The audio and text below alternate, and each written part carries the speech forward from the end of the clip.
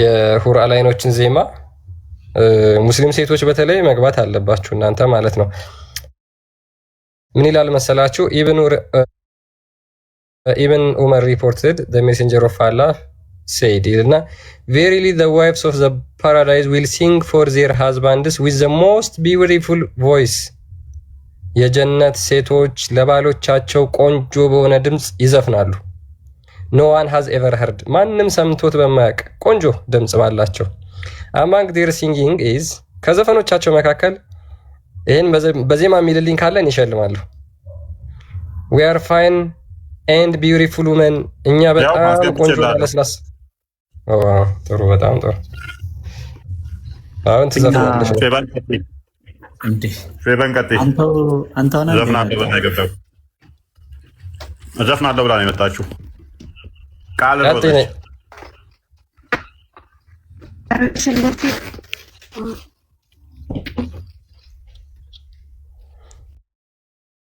ላይ ኔትወርክሽ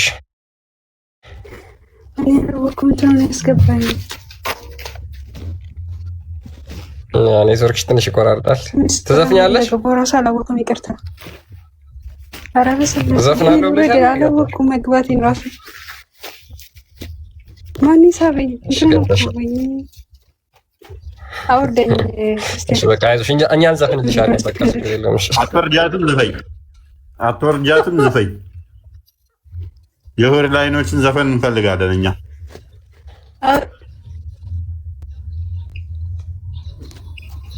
ነው ዘፈኑ አንሰማሽም መስሎኝ ቆይ እንዲገባ ዘለሽ ነው የሚባለው በሰማይ ላይ አውርደን ክርስቲያን አትወርጃትም አውርደኛ ላይ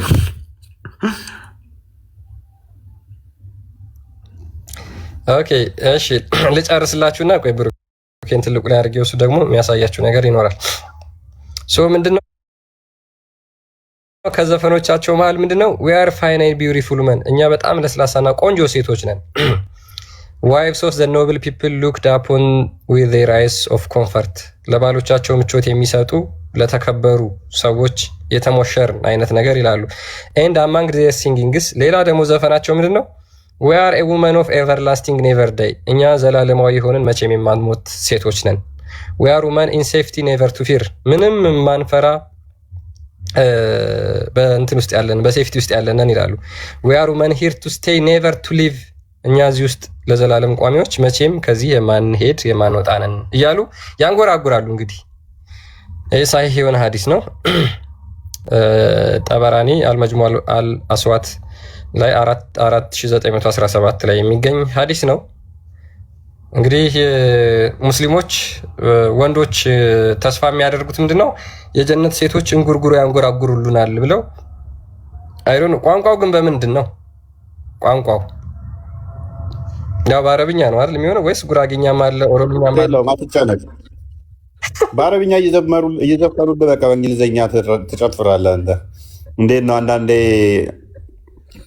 አይተህ ከሆነ ሀገራችን ላይ የሆነ ሙዚቃ ይከፍቱና በጣም በደንብ አድርገው ያጮሁታል። ከዛ ወደ ምን እንደሚልም እኮ አያውቀውም። ከዛ አብሮ ትላለህ። ድንገት ጃም ካደረገው ሙዚቃ ወይም ጸጥ ካለ እያልክ ነው። ግን ኖርማሊ እኮ ለሚያየህ ከዘፈኑ ጋር አብረህ እየቀወጥከው ነው የሚመስለው፣ እየዘፈነህ የሚመስለው አብሮ ራፕ ያደርግ ምናምን ነገር እያለው ይመስላል። ልክ ጸጥ ሲል እያለ ነው። ምንድን ነው የምትለው? በፊት እየዘፈንከ የመሰልከው ተብለህ ትበላለህ ማለት ነው። ስለዚህ አንተም በቃ ምንም ቋንቋ ይሁን ዋናው መዘፈኑ ነው። እኔ ያልገባኝ ግን ይደንሳሉ። ከዛ ዘፈን ውስጥ ተዘፈነ ዳንስ አለው። ዘፈንማ ያለ ዳንስ እንዴት ይሆናል? ዳንሱ ይገርምሃል። እስኪ አንድ ያተልቁኝ እዚህ ቤት ምንድን ነው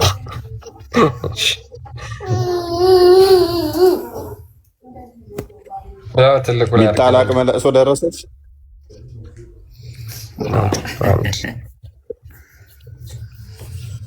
እስኪ ፖይ ትልቁ ሆነሃል። አዎ እሺ። ይሄ መጽሐፍ የአልሲዮጤ መጽሐፍ ነው። ኢማም አልሲዮጤ ይባላል። ቁርአንን የሚያብራራበት መጽሐፍ ነውና ያው መጽሐፉን ለምትፈልጉ ይሄ ነው። አልሲዩጢ አብደላ ኢብን አቢ በከር አልሐፊዝ ኢማም አልሲዩጢ ይባላል። ያው ስክሪንሻት ማድረግ ትችላላችሁ። ያው ፒዲኤፍ ነው፣ ስክሪንሻት ምናምን አይደለም። ገጽ 69 ላይ እንሄዳለን። ገጽ 69 እንከፍተዋለን ማለት ነው። ከዛ በኋላ እዚህ ጋር የሚያስቀምጥልን ነገር አለ። ይሄ ምንድነው? የቁርአኑ አንቀጽ ነው። ሱራ አልዋቂያ 56ኛው ሱራ ከ35 እስከ 37 የሚያብራራበት ነው። ኦሮበን አትራባ የሚል ቃል አለ ቁርአን ላይ ማለት ነው። ኦሮበን አትራባ የሚለው ክላሲካል አረቢክ ስለሆነ የቋንቋ ፈቺዎች ይሄንን ምን ብለው ፈቱት ሲባል እዚህ ጋር ያስቀምጠዋል። እዚህ ያው ፒዲኤፍ ስለሆነ ይሄንን ወስደን ትራንስሌት እናደርገዋለን ማለት ነው። ኦኬ እሺ፣ ይሄው አረብኛው የተቀመጠው ይሄው ፍቺው ምን አለን? ተንታኞችና የቋንቋ ሊቃውንት አለ ኦሮብ ወይም የአረባ ይሄ ኦሮብ የሚለው ብዙ ቁጥር እንደሆነ እና ማለት እንደሆነ ይስማማሉ። ዋይ ሴተኛ ዳሪዎች ማለት እንደሆነ ይስማማሉ ብሎ አልሲዩጢ ያስቀምጧል። እነማን? ሙፈሲሮችና የቋንቋ ሊቃውንቶች። ኦሮ በሚለው ቃል አትራ በሚለው እድሜያቸው ሁሉም እኩል የሆነ ማለት ነው። ሁሉም 33 ዓመት የሆኑ ነው። ኦሮ በሚለውን ግን ሲፈስር ምን አለ? በቋንቋ ሊቃውንቶችና በሙፈሲሮች መሰረት ይኸው ሴተኛ ዳሪ ማለት እንደሆነ ይስማማሉ ብሎ ይሄን ያስቀምጣል። ኖ እናንተ አጭበርብራችኋል፣ እንደዛ የሚል እኛ መጽሐፍ ውስጥ የለም የሚል ሰው ካለ ይኸው አረብኛውን እዚሁ ጋር ከፍታለሁ፣ አንብባችሁ ትተረጉሙልናላችሁ ማለት ነው። መጽሐፍን የከፈትኩት ያው ማየት ይቻላል። አንብባችሁ ይሄንን ፓርት ትተረጉሙልናላችሁ። የት አለ? ይኸው ከዚህ ጀምሮ ትተረጉሙልናላችሁ። ይኸው ቃሉ ሴተኛ ዳሪ የሚለው ቃል ይሄ ነው። ቀሃባ ይባላል። ቀጥታ ወስደን አልማአኒ ዲክሽነሪ ላይ ብንከተው ተመሳሳይ ትርጉም ነው የሚሰጠን። እዚህ ላይ ተቃውሞ ያለው ሙስሊም ካለ ዌልካም ገብቶ ማንበብ ይችላል። ኤኒዌይስ ይሄን ለማሳየት ነው ክርስቲያኒ እና ሴተኛ ዳሪነትም በምድርም በሰማይም ነው ማለት ነው ያለው። በምድር ዘወጀል ሙታ ወይም ደግሞ የሙታ ጋብቻ አለ። በገነትም ደግሞ እነዚህ ሩበን አጥራበን የተባሉት ሴቶች ሄደው ያገለግላሉ ማለት ነው። የሴቶቹ ቁጥር እንኳን በነገራችን ላይ ኦፕን ነው፣ በጣም ብዙ እንደሆኑ ይናገራሉ ሊቃውንቶቹ። ስፔሲፊካይ አልተደረገም። ከዛ ውስጥ ግን አሁን ያየናቸው ሴቶች በጣም የሚገርም ነው። ቤት ውስጥ ነው የሚሆኑት ወይስ ሄደው ነው ወንዶቹ የሚያገኟቸው? አሁን ጥያቄው ቤት ውስጥ ሆነው ነው የሚመጡላቸው?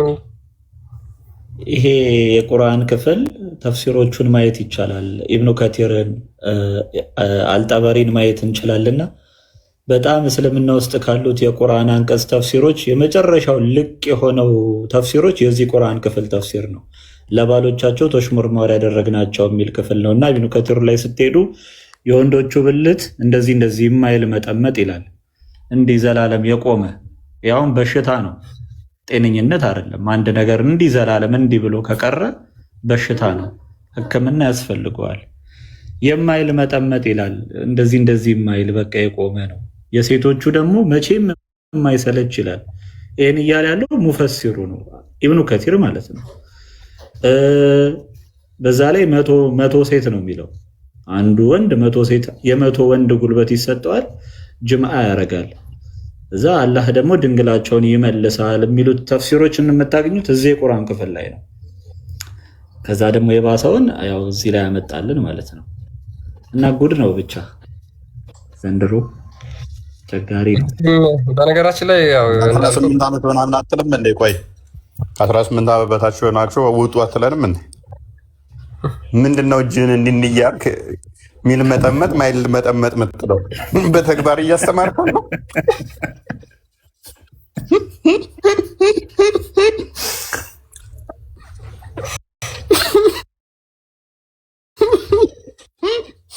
እጁ እጁን እኮ እንደ ባርቤጥ እንትን እያወዛወዛት ሚርመጠመጥ ማይርመጠመጥ ምንድን ነው የምትለን? ምን አድርጎ የምትለን?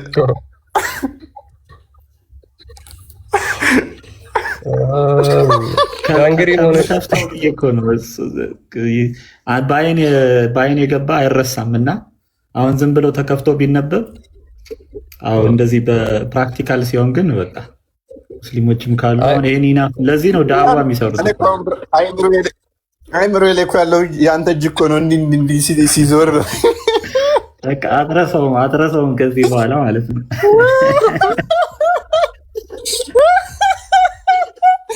ያንም ገብቼ በእስልምና ውሳቤ አስተማሪ ማሜን የብሩክን እጅ እያሰብኩ ማሜ እንደዚህ ነው ማለት ነው እያ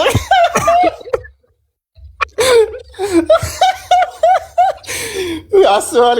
በመካከላቸው እንትን አለ፣ የአረፋ ተራራ አለ እና ከወዳኛው ተራራ ገነት ነች፣ ከወደኛው ተራራ ደግሞ ሲኦል ነች እና በገነት ውስጥ ያሉት እንግዲህ አስበው አሁን ብሩክ እንዳለው እጁ እንትናቸው እንትን ሲሆን በዚህኛው ደግሞ ያሉት ቆዳቸው እየተላጠ ምናምን ነገር በሳት ሲጠበሱ እና እንቁልልጭ ይሏቸዋል እኮ ደግሞ ቀና እያደረጉ ያዋቸዋል ይላል። ገነት ውስጥ ያሉ ገሃነም ውስጥ ያሉትን ማለት ነው። እኔን ታየኝ ስንት ሙስሊም እንደሚያጓጓኝ አሁን ብራ ስንት ሙስሊም አሁን ቀና እያለ እያየኝ ያለ ይታያል እንቁልልጭ ነው የሚሉኝ።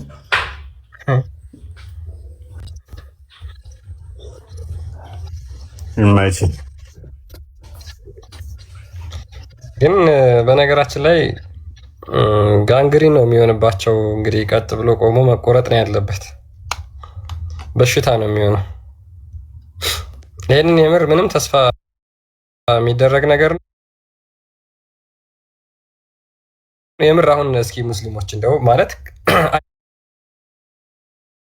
አይምሯችሁን አሰሩት። ብልቴ ቀጥ ብሎ ቆሞ ከዛ በኋላ ሳይበርድ ዘላለም ወሲብ አድርጋለሁ ብላችሁ ነው የምታምኑት? የምር ሴቶቹስ እንደው ሳይሰለች ከዛ ለማሰብ እንኳን ይቀፋል፣ እንኳን ለማድረግ ይቅርና ማለት ነው። ሙሐመድ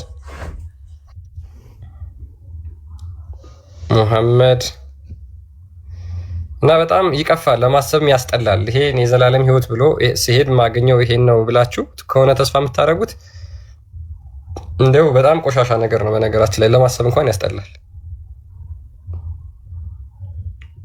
ላማለኝ በሰማይ ወተቷንማ ላይ የሚባል አባባል አለና እንደዛ ነው የሚሆነው። መቼም ሀፕን አያደርግም። ነገር ግን እዚህ ምድር ላይ ሆነው ሃሉሲኔት ሲያደርጉ ይኖሯታል። ያ እንደዛ ነው። ምክንያቱም እያንዳንዱ እንዳለ እኛ በጀነት ሁለት አይነት ተስፋ አለን። አንድ የመንፈሳዊ ደስታ አለ፣ ሁለት ደግሞ የስጋዊ ደስታ አለ። እኛ ሁለቱን ነው የምናገኘው። የመንፈሳዊ ደስታ ምንድን ነው? ምንም የተነገረ ነገር የለም። የስጋዊ ደስታስ ያልተጻፈ ነገር የለም። ምግቡ አልቀረ፣ መጠጡ አልቀረ፣ መኝታው አልቀረ፣ አልጋው አልቀረ፣ ገበያው አልቀረ፣ ልብስ አልቀረ፣ ሳህን አልቀረ፣ ብርጭቆ አልቀረ። እሺ ምንድን ነው አሁን? እኮ አንድ ደህና ገንዘብ ያለው ሰው አሪፍ የወርቅ ሳህን ይገዛና እዚህ መመገብ ይችላል። ፍራፍሬ ገዝቶ እንደ ፓፓያ፣ ወይን፣ ሙዝ፣ ብርቱካን ገዝቶ እዚህ መመገብ ይችላል። ጥሩ አልጋ ምናምን መግዛት ይችላል። ማለት እነዚህን ከሆነ እዛ ሄደን እናገኛለን ብለን የምናስበው ምድራዊ ህይወት ነው ማለት ነው ያለው። ምድራዊ ህይወት ነው እዛ የሚደገመው። ምንም የተለየ ነገር የለውም። ያ ገነት አይደለም የሚባለው። ይሄ የዘላለም ህይወት አይደለም። እያንዳንዱ ነገር ሴንስ ያደርጉታል። አሁን ይኸውልህ ቀንተህ ነው አንተ ቀንተህ ነው። ይሄ ደግሞ እኮ እንደዛ ያላህ ሂክማ ነው። ቀንተህ ነው ስለማታገኘው ነው። በየአይነቱ እኮ ትበላለህ። ብዙ አታክልት አለ። ክፈትላቸው፣ ከፍ በል። ጠጅ አለ እኮ እዛ። ቀንተህ ነው አንተ። ይኸውልህ እሳት ነው የምትበላት፣ አታገኛትም። ቀንተህ ነው። ምን አስቀናህ አሁን? ብዙ ፍራፍሬ ትበላለህ እኮ ገነት። የምግብ አራራ ያለብን እንደሆነ ችጋራሞች ነው ከምታጓጓ እኮ ይመስለው። ቀንተህ ነው ወገን። ምንም ያስቀና ነገር የለውም ይሄ። ገንዘብ ተሰራችሁ እዚሁ በምድር የምታገኙት ነገር ነው። በምድር የምታገኙት ነገር ነው። ምንም የሚቀናበት ላይፍ አይደለም። ባይዘው ያማርራሉ እኮ ሱራ 2:26 ላይ ነው። አንዴ ክፈትላቸው ሲያማርሩ ታገኛለህ እኮ። ኔትወርክ እኮ አስቸገረኝ በእናትህ። እሺ ገዝታል። ቡራ መክፈት ነው። ቡራ መክፈት ትችላለህ? ያ እኔ ቁርአን መክፈት ትቼ ነበር። እሺ ስንት ልክፈት? 43:71 ግፍና መጀመሪያ 43:71 እሺ ብለን ሪያክት እናድርግበት። ወይ ግን ጀነት እኔ እኮ የሚያሞግሷን ነገር እኮ የምታስቀኝ ደግሞ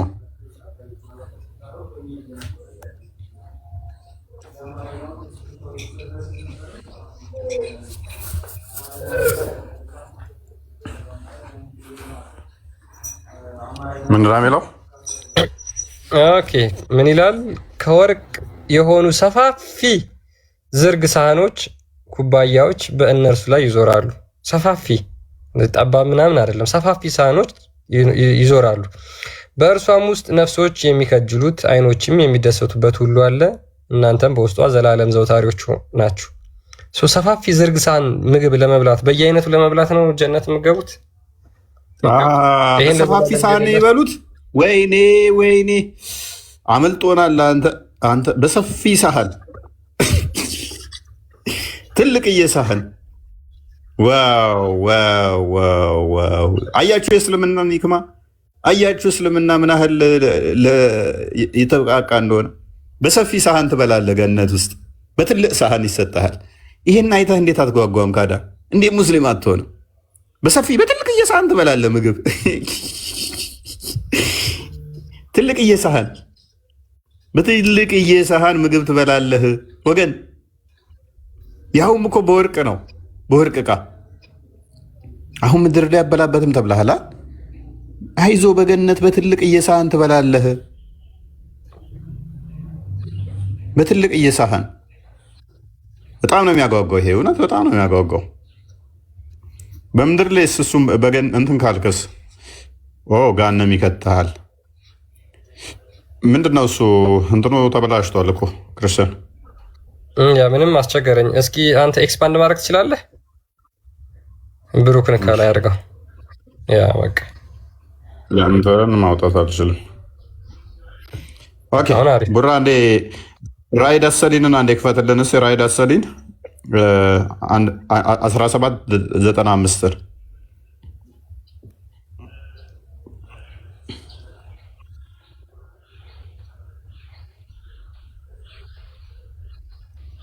ይገርማል። ራሱ ነው የሚመልሰው ግን ገስቱ ወይስ ምንድን ነው? ምን ገስቱ? ካሜራውን አጥፋው፣ ካሜራውን አጥፋው። ስገባ እኮ ያለኝ በቃ ገስት እንትን ሎድ እያደረገ ለማጥፋት ስገባ አይሰራም። ይሰርካል። ብሩክ አለ 1795 ወይም ደግሞ 777 777 ቦይንግ ነው።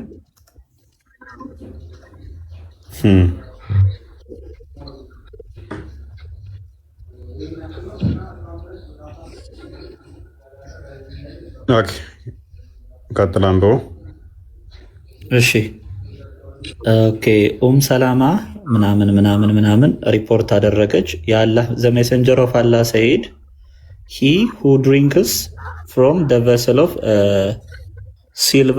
ሲልቨር ካንድልስ ደ ፋየር ኦፍ ሄል ኢን ሂዝ ቤሊ ይላል። እዛ ቡኻሪና ሙስሊም ዘግበውታል ይላል።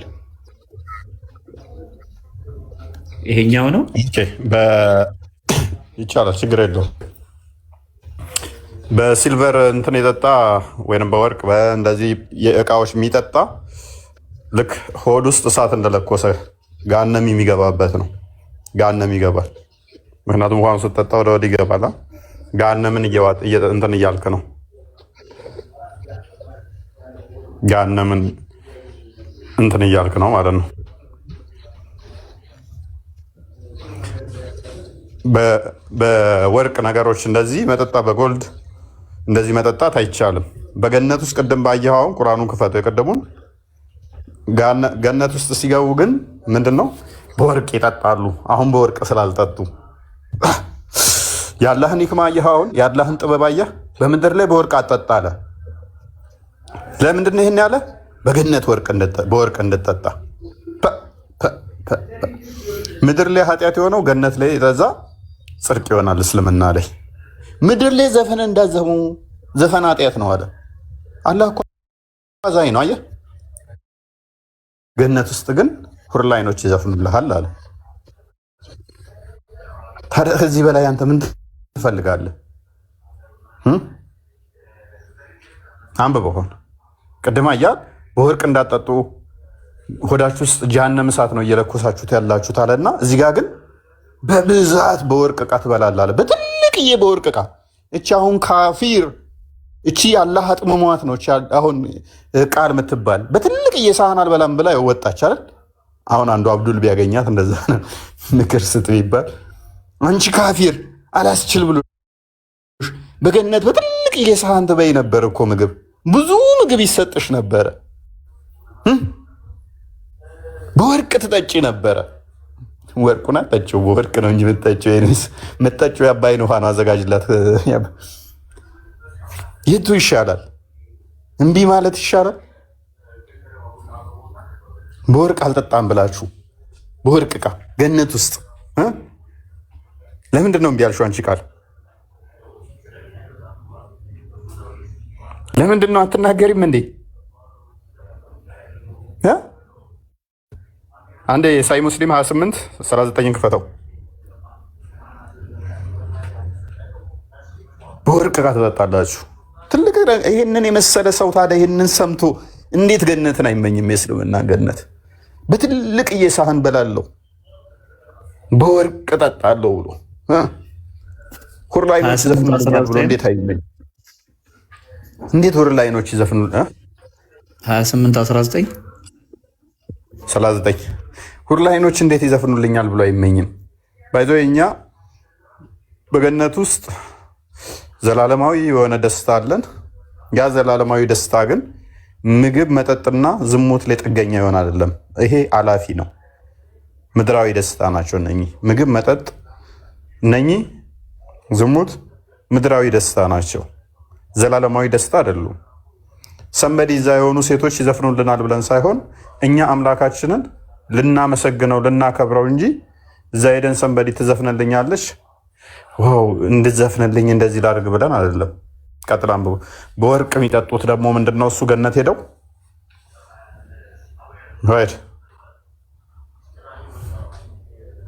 ሳይሃን፣ ጃይሃን፣ ኤፍራጥስና አባይ ሁሉም ከገነት ወንዞች መካከል ናቸው ይላል።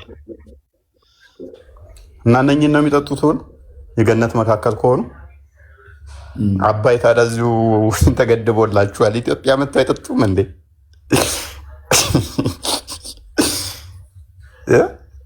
አባይ ውሃን በወርቅ ብርጭቆ ልጠጣ ገነት እገባለሁ ብለህ ከምትቁለጨለጭ እዚሁ ሄድ በለ ዳም የሚሰራው ጋር ሄድና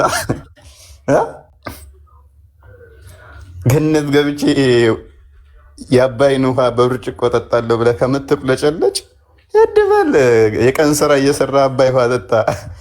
የአባይን ልጅ ውሃ ጠማው ሲባል ምንድን ነው? የዜና ህልማ ማንም አይከለክልህም።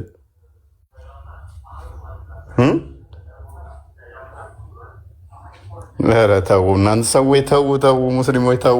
መሐመድ በጊዜው በቃ በረሃ ነው፣ ምንም የለም እዛ ሳውዲ ላይ እልም ያለ ጭልል ያለ በረሃ ነበር፣ ድንጋይ ብቻ ነበረ። ውሃ ለሱ ብርቅ ነው፣ አታክልት ለሱ ብርቅ ነው፣ ምግብ ለሱ ብርቅ ነው። ሌላ ሀገር አታክልትና ፍራፍሬን ሲሰማ ኦኬ አባይ የሚባል ውሃ ረጅሙ ትልቁ ውሃ ችማ ገነት መሆን አለባት። እንደገና ደግሞ ፍራፍሬ ነው በቃ ገነትን በምንሳላት ፍራፍሬ አባይ ውሃ ያለባት በደንብ ትጠጣላችሁ፣ አትጠሙም፣ በወርቅ ትበላላችሁ። ብዙ ሴቶች ወሲብ ታደርጋላችሁ። እነኛ ሴቶች አሁን ተዘጋጅተው እዛ ሆር ላይን የሚባሉ አሉ፣ እየጠበቋችሁ ነው። እየዘፈኑላችሁ ነው አላቸው ወንዶቹ። በቃ አባቴ ይህ በረሃ ውስጥ ያለ ሀ ብሎ አፉን ከፍቶ ያዳምጣል። ለእኔ ስንት ሲሰጠኛል ይለዋል። እንዴት ነው ህፃን ሆናችሁ በቆሎ ሲጠበስ እስከሚበስል ድረስ ትቸኩላላቸው። ዙሪያውን ከባችሁ አጀስ ገጠር ስለነበርኩ እኔ ገጠር ላይ ስትሆኑ እሸት ሲደርስ ዙሪያውን ምድጃውን ትከቡና ዙሪያውን ትቀመጣላችሁ። በርከት ያለ ልጅ ስለሚኖር ፋሚሊ ስትወጡ እንደዛ ነው እና እስከሚበስል ወላ ልትቸኩሉ ትችላላችሁ። አለ ሰብረው ሁሉ እንዲሰጧችሁ ልታስገድዱ ትችላላችሁ። አያስችላችሁም ማለት ነው እና ምድጃዋን ትከቧታላችሁ ዙሪያዋን። ክረምት አካባቢ ላይ እንደዚህ በቆሎ ሲደርስ ልክ እንደዛ ማሜ መሀል ቁጭ ይላል። በገነት ውስጥ ይገርማችኋል ይላሉ እና አቡበከር እና አሊ ምናምን ዙሪያውን ከበውት ሴቶች አሉ። እሺ እነኛ ሴቶች አያረጁም። እሺ ከነሱ ጋር ትገናኛላችሁ። እሺ ለእኔ ስንት ይሰጠኝ? ለአንተ ይህን ያህል ይሰጠሃል። እነሱ ሁሉ ማድረግ እችላለሁ? እንዲህ የመቶ ወንድ ሲም ጉልበት እኮ አለ። ኧረ አዎ። እና በቃ እንደፈለክ እንትን ትላለህ። እሺ እነሱስ? ኧረ እነሱማ ዙሪያውን አልጋውን ከበው ይጠብቁሃል። እሺ እኔንስ? ኧረ ትዘፍንልሃለች። ዋው ለእኔስ ትዘፍናለች ይላል አሊ። እንዴ አታውቅም? እንደ በደንብ ነዋ። ዑመር ይነሳል፣ ጎርደድ ይላል፣ ደረቱን ነፋ ያደርጋል፣ አንድ ኩሻፕ ይወርዳል። ከዛ ደግሞ አቡበከር ቀና ይላል፣ ሴፉን መዘዝ ያደርጋል። ያ ነቢይ የፈለከንን እዘዘን፣ ለአንተ ፊዳ ከዋቢ ወሚ እንሰዋለን ይለዋል። በገነትማ ይሄን እንካየኛል። ከዛስ ምን ትፈልጋለህ ዑመር? ልቤ ይለዋል። ልቤ ምን አሰብክ? ምን ልስጥ ይላል። ኧረ እኔ ከእርሶ ጋር ገነት መሆን ነው። ኧረ ከዛም በላይ ሁር ላይኖች ሲዘፍኑልህ መስማት አትፈልግም? ኧረ እፈልጋለሁ። እንግዲያውስ ልንገርህ፣ የሁር ላይንን ዘፈን ይቀጥልለታል ማለት ነው። ይቀድሟል። ከዛ ይወሰወሱታል አልኳችሁ። ሴቶቹ ግን እንዴት ነው ይፈልጉናል። እንዲህ ልክ በረሃ ውስጥ ግመል እንደተጠማች ውሃ በወሲብ ተቃጥለው ነው እየጠበቋችሁ ያሉት። አባቴ ከዛ በረሃ ውስጥ ያለ አዳሜ ለሃጩን እያዝረከረከ ቁጭ ብሎ እንደ በቆሎ እሸት ማሜ መሃል ቁጭ ብላ ትተርካለች። እነሱ ያዳምጣሉ ማለት ነው። ሶሪ በጣም ያስቀው የሚያሳዝኑትም ይህንን ያለፈ ታሪክ አሁን በ21ኛው ሴንቸሪ ላይ ማሜን ብዙ ምግብ ትበላላችሁ ሲላቸው ወይኔ ገነት ብቻ ሞቼ ገነት ገብቼ ምግብ በልቼ ምበላው ግን በምንድን ነው? በትልቅ እቃ ነው? በትንጥዬ እቺ አይሻ በምሰጠን በእጅ መዳፍ ብታክል ሳህን ነው? ኖ ትልቅዬ ሀገር የሚያክል ሳፋ የሆነ ሳህን አለ ትልቅዬ፣ በሱ ይሰጠሃል። እንትና ያቺ ዜነብ እንደምሰጠን በሰባራ ሳህን ነው? ኖ ወርቅ አለ፣ በወርቅ ሳህን ነው የምበል። እንዴ በወርቅ እኮ ተከልክለ፣ በምድር ላይ የተከለከላችሁት በወርቅ እኮ ነው የምበሉት። ተው እንጂ። አዎ እሺ ውሃስ ምንጠጣው እንደ ልብ እናገኛለን ነው ወይንስ እዚህ የቡዳ ውሃ ቆሻሻ የተጣለበት ሰገራ የተጣለበት ውሻ የተጣለበት የሞተ ውሻ እሱን ነው ምንጠጣው? ኖ በገነት ውስጥ 4 ወንዞች አሉ። ለምሳሌ አባይ አለ። አባይ በወርቅ ነው የምጠጡት። አባይ ራሱ ከገነት ነው የሚወጣው። እንዲማ ከሆነ በቃ ያሉትን እንታዘዛለን ይላሉ። እምነት ይህን የመሰለ እምነትማ መስዋዕት ድረስ እንሆንሎታለን። በገነት ውስጥ የናል ሴቶች ከተሰጡን ምግብ እንዲጠግበን ምንበላ ከሆነ መጠጥ እንዲህ ምንጠጣ ከሆነ እስልምና እውነተኛ እምነት ነው። መስክረናል። ይመቻችሁ።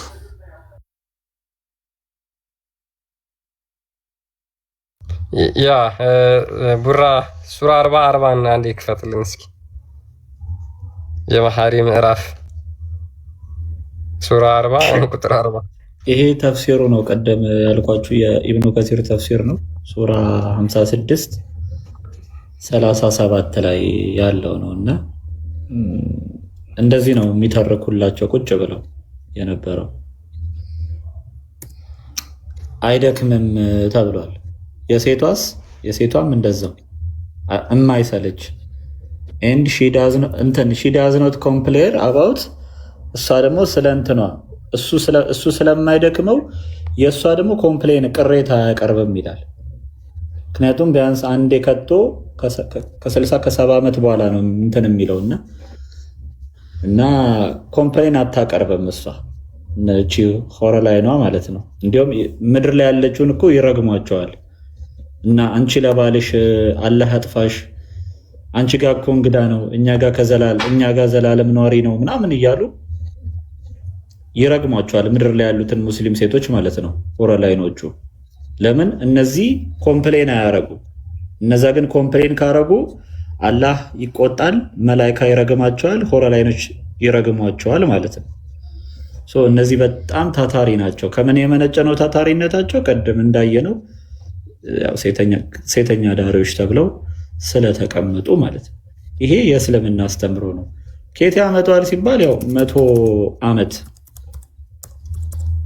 ይኸው and such strength with a woman strength of 100 ይላል። የመቶ ጉልበት ይሰጠዋል አንድ አብዱል ማለት ነው አክሰስ ማድረግ የሚችልበት። ለዚህ ነው ዳዋ የሚሰሩት ሙስሊሞች፣ ሌላ ምንም እኮ የለም። በቃ የመቶ እንትን ጉልበት ይሰጠዋል። ጀነት ሲገቡ ምንድነው? እከፍታለሁ አንድ ክርስቲያን እቺን ላሳይና ጀነት ሲገቡ ምንድነው የሙስሊም ወንዶችን የሚጠምዳቸው ስራ? በምን ስራ ነው የሚጠመዱት ሲባል ይሄው ራሱ ኢብኑ ከቲር ምን ይለናል? ሱረቱል ያሲን አንዴ ቆርና 56:37 ላይ ያውና እዚህ ጋር 36:55 ላይ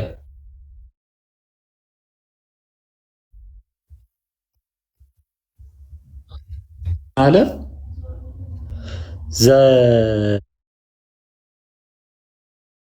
የገነት ሰዎች ዛሬ በእርግጥ በስራዎች ወርክ ተፍ ማለት ነው።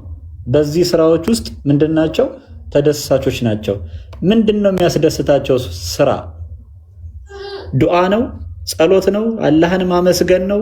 ስግደት ነው? ምንድነው የሚያስደስታቸው ስራ ሲባል ቀጥታ ሄደን ተፍሲሩን እንየው ማለት ነው። የጀነት ሰዎች በምንድን ነው የሚደሰቱት? ራሱን ተፍሲር ራሱን የቁርአን አያ ልክፈተላችሁ። ኦኬ ያሲን ሱራ ያሲን 55 ቁጥር 55 ይሄው ያው የፈረደበት ኢብኑ ከቲርን እንከፍተዋለን። አንዴ ትራንስሌት ላድርገው። ኦኬ ይሄው ማን ይላል? ኢብን ከቲር። እሺ ይሄንን ያሉት ባይዘዌ የመሐመድ ሰሃቦች ናቸው። አብደላህ ኢብን መስዑድ፣ ኢብን አባስ፣ ሰይድ ቢን አልሙሰይብ፣ ኢክሪማህ፣ አልሐሰን፣ ቀታዳ እንዳለ ተአቢንና ሰሃባዎች ናቸው። አልአማሽ፣ ሱለይማን አልተይሚ ኤንድ አልአውዛይ ሰይድ ሪጋርዲንግ ዘ ቨርስ። ይሄን አንቀጽ በተመለከተ ምን አሉ? ኢንዲድ ዘ ኮምፓኒየንስ ኦፍ ፓራዳይዝ፣ የጀነት ሰዎች በዛ ቀን ዊል ቢ ፕሪኦኩፓይድ፣ በስራዎች ውስጥ ናቸው፣ የተጠመዱ ናቸው። ፕሪኦኩፓይ ምንድን ነው የሚያደርጋቸው? ይኸው ድንግል ማፍረስ፣ ዲፍላወሪንግ ቨርጅንስ። ኧረ ሳቅ። ይሄ ነው እስልምና። የመጨረሻው ሮጦ መጨረሻው ግቡ ምንድን ነው?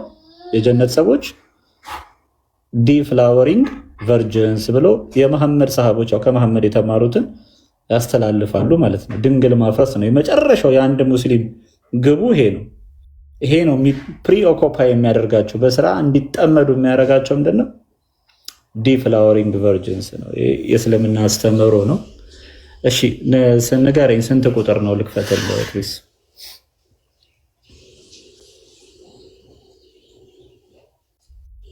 አለ ክርስቲያን አፍራሽ ብለናቸዋል። ደምሳሽ አንተ የሰው ስም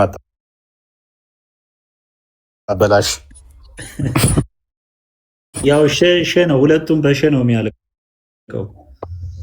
ደምሳሽ አካውንቴንም ለቀቀልኝ ነው ያውን። አሪፍ ነው፣ በጣም ደስ ይላል። ኮንግራ። ያ እንግዲህ አሁን ቢሰሙ ከዚህ በላይ ስራ አለ? ምንድን ነው ከዚህ በላይ የምንሰራው? ከዚህ በላይ ደስታ አለ? ከዚህ በላይ ደስታ አለ? እዚህ ተዋጋን፣ አንገት ቀነጠስን፣ ነብዩን ታዘዝን፣ እዛ ደግሞ ሄደን ስራ እንቀይር እንጂ ነው የሚሉት። ሌላ ምንም አይደለም። የዝሙት መንፈስ ከምድር እዚህ ሙሐመድ ለጦርነት ሲሄድ የሚያባብላቸው በምንድን ነበር መሰላችሁ? በሴት ነበር የሚያባብላቸው። ኑ እዛ ሮማውያን የሆኑ አይናቸው ነጭ ነጭ የሆኑ ሴቶች አሉ፣ እነሱን ማርከን እንምጣና ውሽማዎቻችን እናድርጋቸው ብሎ እየመከራቸው ነበር፣ ወደ ጦርነት የሚወስዳቸው ማለት ነው። ሌላ በምንድን ነው የሚያባብላቸው? በዚሁ የገነት ጉዳይ ሲያባብላቸው በገነት እዛ ሄደን ስራ እናንተ ሌላ ምንም የምትሰሩት ስራ የለም፣ ነገር ግን ድንግሎችን ማፍረስ ነው። ይሄ በጣም በጣም በጣም በጣም እዚህ የምትራቡት የምትጠሙት የምትሰግዱት የምትጸልዩት እዛ ሄዳችሁ የምር በየሰዓቱ ድንግል ለማፍረስ ነው። ይሄ ነው ተስፋ የምታደርጉት?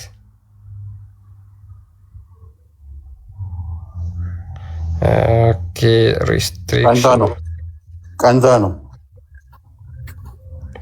በየሰዓቱ ሪስትሪክሽን እኮ የሚሰጠው ግን ሰጣው ነው።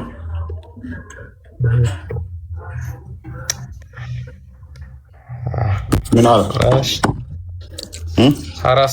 ሃራስመንት ምናምን ስፒች ምናምን ነገር ነው የሚለው። ማን እንደሳደበ? ኧረ ምን ተሳደብን? አማርኛ ነው ያወራነው። ሰሙን እንዴ ደግሞ ጭራሽ ገዝተም እኮ አይከፍትም። አንተ ምንድነው ነገሩ? ሲያው ሙስሊም ሆኗል። በቃ ሰልሟል ብላል ወይ? ቢኒ እንዴት ናችሁ? ሰላም አላ ነው። ካሜራ እንዳይሆን ምናልባት ክርስቲያን ካሜራን ክፈት። ለማጥፋት በቃ አልከፍታለኝ። ውጣና ተመለስ። ዝም ብዬ ሆን በተን ተጭኜ ልመለስ። እንትን በለውና እንዲሁ ያጥፋውና እንደገና ላይቭ በለው። ኦኬ ሪፖርት አታድርጉኛ እናነሳን። በቃ ሙስሊሞች ተው በቃ የጀነትን ጉዳይ ትተናል። ያ እንተውላችኋለን። ሪፖርት አታርጉ። በተቻለ አቅም ሪፖርት ከሆነ ሙስሊሞች ብታቆሙ ጥሩ ነው። ሪፖርት የሚያደርጉ ካሉ እረፉ። ስለ ዘላለም ህይወት መነጋገር መልካም ነው። በነገራችን ላይ እነሱም ያላቸውን ነገር ማስረዳት ይችላሉ እኮ ገብተው ነው። አይ ቲንክ አሪፍ ነው። በእርግጥ ሪፖርትም ላይሆን ይችላል። ሜይ ቢ ሲስተሙም እያስቸገረ ይመስለኛል። በጣም በጣም እኔ ያኔ ሪፖርት እንደዛ መጠን ያኔ ሙስሊሞቹ ተደራጅተው ባላዘጉብኝ ሰዓት አሁን እኮ ጭራሽ አሁን ኦልሞስት እንደ ድሮ ሊያደርጉ ይችላሉ። ግን የዛሬ ዓመት ያልዘጉብኝን ዘንድሮ አስቸገረኝ። ኤኒዌይስ ካደረጉም ያው ባታደርጉት ጥሩ ነው። ማድረግም መፍታችሁ ነው። ይመቻችሁ።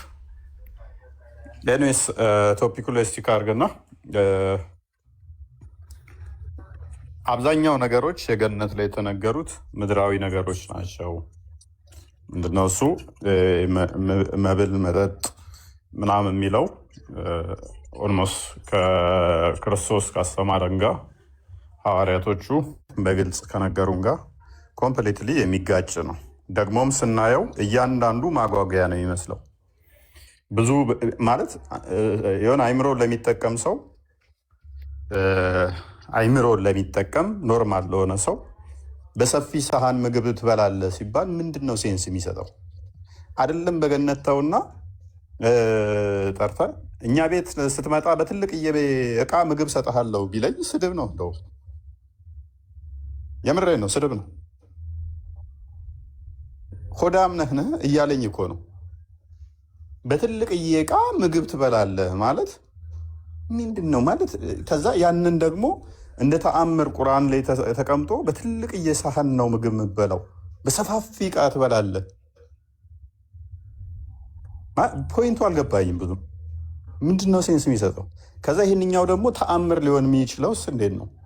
ደግሞ ዘላለማዊ የፈጣሪ ባህሪው ቃሉ ነው። ባህሪው የሚሆነውስ በምን ሴንስ ነው? በትልቅ ሳህን ትበላላችሁ የሚል የአምላክ ባህሪ ቃሉ ዘላለማዊ ፍጡር ያልሆነ በትልቅ እቃ ትበላላችሁ። እሺ ኮምፕሌን ያደርጋሉ እኮ ባይዘይ ምግቦቹ ተመሳስለውባቸው ይሄ ቅድም የበላ ነው ብለው ቅሬታ ያቀርባሉ። ኦኬ ቅሬታውም ያላህ ባህሪው ይሆናል ማለት ነው። ምክንያቱም ቁርአን ውስጥ ነው ያለው። አይ ቲንክ በቀራ 26 እና 25ኛው አለ አለ ሙፈሲሮቹ ሲያብራሩት ተመሳሳይ ስለሆነ ነው ቅሬታ ያሰሙት እንጂ ምግቦቹ አንድ አይነት አይደሉም ይላሉ። ኦልሞስት ቅሬታ ያለበት ቦታ ከሆነ ደስታችሁ በራሱ የሆነ ዘላለማዊ አልሆነም ማለት ነው። ኢተርናል አልሆነም። አንድ ነገር ኢተርናል የሆነ ደስታ ተሰጠ ማለት ከዛ በኋላ የምታዝንበት ወይንም ደግሞ የሆነ ነገር ላይ ጥገኛ አትሆንም ማለት ነው። ጥገኛ አትሆንም የሆነ ነገር ላይ። ደስታችሁ በምግብና በመጠጥ ወይንም ደግሞ በወሲብ ላይ ሆነ ግን እዛ ነገር ላይ ነሰርሊ ለመደሰት ጥገኛ ሆናችሁ ማለት ነው። በምትበሉት በምትጠጡት ነገር ላይ ጥገኛ ሆናችሁ፣ ስለዚህ ለማስደሰት ራሳችሁን እዛ ነገር ላይ እንትን ዲፔንድ እንድትሆኑ ያደርጋችኋል ማለት ነው። ምክንያቱም የሁር ላይኖቹ ሴቶች ይህንን ዘፈኑን በሚዘፍኑበት ሰዓት ደግሞ ምድራዊ ሴቶችን ያስከፋል። አንደኛ በምድር ያሉ ሴቶችን ይራገማሉ። አሁን ላይ ወደ እኛ ጋር ይመጣል ጥሎሽ አንቺ እንደዚህ እንደዚህ እያሉ እንደሚራገሙ ሀዲሳቶች በብዛት ተቀምጧል። ኦኬ እሱን እንጦሺ ብለን ስናስብ በገነት ውስጥ ደግሞ ዘፈኑ ራሱ ኦፌንሲቭ ነው። ሁር ላይኖቹ የሚዘፍኑ ዘፈን ምድራዊቷን ሴት የሚያስቀና ዘፈን ነው። ለወንዱ ነው የምትዘፍነው። እኛ ብቻ ነን ቆንጆ፣ እኛ ብቻ ነን ዘላለማዊ፣ ማን ሞት ያልሞትን እያለች ስትል የምድራዊቷን ሴት እያስቀናቻት ነው። ይሄ በራሱ በሴቶቹ መካከል መቀናናት የሚፈጥር ነው። መቀናናት የሚፈጥር ነው ማለት ነው። ከዛ ደረጃ ደግሞ አለ በገነት ውስጥ እስቲል የሚሰጣቸውም ደረጃ አለ። ለከሌህና ያህል ሴት ለከሌህና ያህል ይሄ ራሱ ገነት ራሱ ምን ሆነች ማለት ነው። የደረጃ የምትበላለጥባት ትሆንና ለዛኛው ይሄን ያህል ሴቶች ለዛኛው ይሄን ያህል ሴት የምትሰጥበት ከሆነ ስቲል አሁንም ደግሞ አንደኛ ሴቷን እንደ ማቴሪያል ቆጥረህ ወንዱ የሚጠቀምባት ለሱ ምሰጣት። ይሄ ራሱ ቃሉ ራሱ ኦፌንሲቭ ነው። ስቲል ይሄንን ካደረግ ይሄን ያህል ሴት ይሰጥሃል ማለት በራሱ ኦፌንሲቭ ነው፣ ጤናማ አይደለም፣ ስድብ ነው። ይሄን ያህል ዕቃ ይሰጥሃል፣ ይሄን ያህል ገንዘብ ይሰጥሃል ሳይሆን ይሄን ያህል ሴት ይሰጥሃል ማለት በራሱ ስድብ ነው። እና ትንሽ ጸና አይምሮ ላለው ሰው አይምሮ ለሚሰራ ሰፊ ሳህን እንዴት ትበላለህ? ኦኬ እዚህ በምድር በወርቅ ዕቃ ላይ እንዳበላ ኃጢአት ነው፣ ገነት ግን በወርቅ ዕቃ ላይ ትበላለህ ብሎ ማጓጓት በራሱ በወርቅ ዕቃ ትጠጣለህ፣ በወርቅ ዕቃ ትበላለህ አይደለም። በገነት እኔ በዚህ በምድር ላይ እኔ እያለሁኝ የሆነ ፎከት ያመካካም ከሆንኩኝ በኑሮዬ ላይ በወርቅ ዕቃ በበላ ምንድን ነው የበላውበት ዕቃ ምን ላይ ማተር የሚያደርገው ነገር አለ እንዴ? በወርቅ ሳህን ልብላ፣ በወርቅ በብርጭቆ ልጠጣ፣ በዳይመንድ ልብላ፣ በዳይመንድ ልጠጣ፣ ምንድን ነው ለውጥ የሚያመጣልኝ? ዕቃው ከኔ ህይወት ጋር ምን ያገናኘዋል? ምበላበትና የምጠጣበት አትሊስት በምድራዊ ህይወት ላይ የምበላውና የምጠጣው ለሰውነቴ ፊዚካል ቼንጅ ያመጣል። የምበላውና የምጠጣው የምበላበትና የምጠጣበት ሜቢ ከበሽታ አንጻር ንጹህ መሆንና ለመሆኑ ለምበላው ነገር ዋስትና ሊሆን ይችላል። ንጹህ ዕቃ ከሆነ ማለት ነው። ንጹህ ዕቃ ካልሆነ በሽታ ሊያመጣ ይችላል። በገነት ውስጥ ላለ ነገር ግን በወርቅ በላው፣ በዳይመንድ በላው፣ በተራ ዕቃ በላው፣ ፖይንቱ ብዙም አይገባኝም ይሄ ነገር።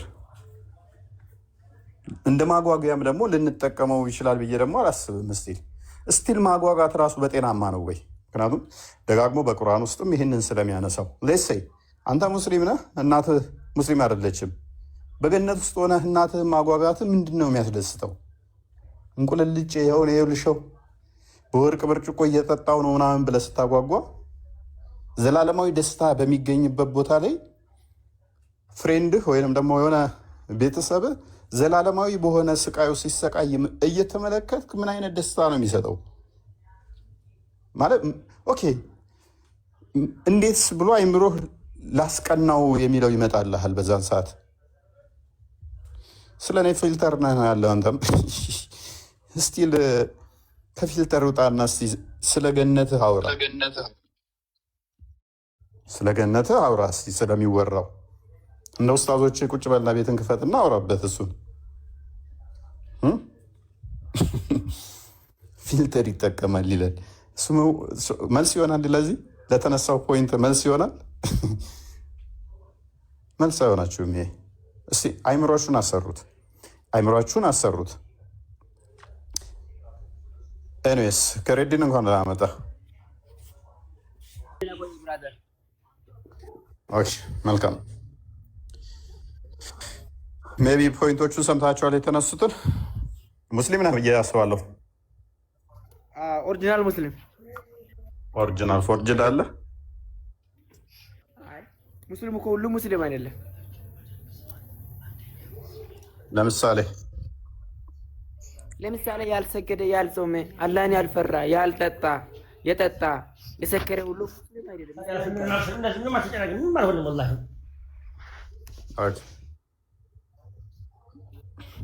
መልካም እሺ። ካልሰገደ 5 ቀን ካልሰገደ ነው ከእስልምና የሚወጣው? በስንተኛው ቀን ነው ከእስልምና መውጣቱ ሳይሆን ማለት ነው እስልምና ሆኖ ላልሰገደ ሰው አላህ ጀሃነምን አዘጋጅተዋል። ለሰገደውና እስልምና ለተከተለውስ ወደ አላህን ያፈራ ሰው ጀነት አዘጋጅተዋል። ኦኬ ጀነት አንተ ተዘጋጅቶልኛል ብለህ ታስባለህ? አላህ ነው የማውቀው። ኦኬ አታውቀውም አንተ? እሞ ኩልቱምን አስወጣው ክርስቲያን ደጋግሞ እየረበሸ ነው። ኦኬ መልካም እሺ። ገነት ስገባ ምንድን ነው የምታገኛቸው? የምታገኘው ምንድን ነው? የምናገኘው ዘላለም ኑሮ ነው። ዘላለም አንበላም አንጠጣም። የበላ ነው ሁሉ በላም ነው የሚወጣው። በቃ ከዛም አንበላም አንጠጣም ካልክ በኋላ የበላ ነው ሁሉ በላብ ነው የሚወጣው አልክ። የበላ ነው ሁሉ በላብ ነው የሚወጣው። ትክክል ነው። እሱማ ማበላ ማጠጣ ከሆነ የበላኸው ሁሉ በላብ እንዴት ሊወጣ ይችላል? በላብ ነው የሚወጣው። ትበላለህ? አበላም? እሺ ገነት ውስጥ እንበላለን፣ ግን በላብ ነው የሚወጣው። ስለዚህ ላበላብ ነው የምትሆኑት ገነት ውስጥ። ያለ ምግብ እኮ እንትን አይደለም እኮ በላብ ብቻ ነው የሚወጣው። ሁሉ ውጭ መውጣው ቆሻሻ እኮ ነው። የቆሻሻ መውጫው መንገድ ነው የተለያየው። የበላኸው ነገር በላብ መልክ ይቀየራል፣ በላብ መልክ ይወጣል። እሺ በእናንተ እንዴት ነው? እሺ ኦኬ ከበላችሁ ከጠጣችሁ በኋላ የበላችሁት ነገር በላብ ይወጣል፣ ፈሳሽ ይወጣል ማለት ነው ከሰውነት ውስጥ። መልካም። ስለዚህ ትልቁ ተስፋ በገነት ውስጥ አንተ የምትመኘው ምንድን ነው? እሱ አቤት አቤት፣ ገነት ለመግባት የሚያጓጓህ ነገር ምንድን ነው? እሱ አላህን መፍራት ነው፣ መስገድ ነው፣ መጾም ነው። ከዛም በኋላ ምን አለ? በቃ ገነት እንድገባ ነው። ገነት ውስጥ ልታገኘው የምትመኘው የምናፍቀው ምንድን ነው? እሱ ምንድን ነው? እሱን አላህ ነው የማውቀው። እንዴ እንዴት አውቃለሁ? አላህ የምሰጠውን እኔ እንዴት አውቃለሁ? ዝም ብለህ ነው እንደምኖረው አንተ? ዝም ብዬ አይደለም። አላህ ነው የምሰጠን። አላህ የምሰጠውን እኮ በደረጃ ነው ጀነት አለበት ማለት ነው። እስከ 7 አለው። ገሃነምም 7 አላት። ገነት 8 መሰለች። ኤኒዌይስ ስለዚህ ትበላለጣላችሁ በገነትም። ኤኒዌይስ ምንን መሰረት አድርጎ ነው እሺ ብትበላለጡት? ገነት ውስጥ ደረጃው ምንን መሰረት አድርጎ ነው? ምግብ ላይ ነው? መጠጥ ላይ ነው? ሴት ላይ ነው? ከምንድን ነው እሱ ደረጃው እዛ የሚበላለጠው? አሁን በገነት ውስጥ ያላችሁ ሰዎች የምትበላለጡት በምንድን ነው? አሁን አላህን አፈራራችን አንድ አይደለም እኮ። ገባኝ። ሽልማቱ አሁን በገነት ውስጥ ያላችሁ ሰዎች ደረጃ አለ አይደለ? አንደኛ፣ ሁለተኛ፣ ሶስተኛ እያለ ይቀጥላል አይደለ? ኦኬ አንተ ከሱኛው የተሻለ የምታገኘው ምንድን ነው? እሱ ደግሞ ከአንተ የተሻለ የሚያገኘው ምንድን ነው? እኔ አሁን የሰገድኩ ለሰው ሰደቃ ማላወጣ ከሆነ ለሰው ሰደቃ ምናምን ለምስኪኖች ምናምን ያለውን አካፍለ የምትሰጠው ከሆነ ጀነት አለ ፍርዶስ ላይ ትገባለህ። ኦኬ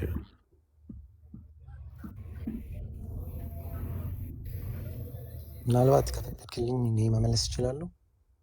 ቀጥልሽ። የገነት ደረጃዎች የምትበላለጡት ምን በምታገኙት ነው? አንዱ ከአንዱ የሚበልጠው? ኦኬ፣ ያው ርዕሱን መጀመሪያ የዛሬውን ፕሮግራም መነሻ ውይይቱን ርዕስ ሜቢ ቅድም ትነግረናለህ ብዬ ነበር። ከረፈደ ነው የመጣሁት።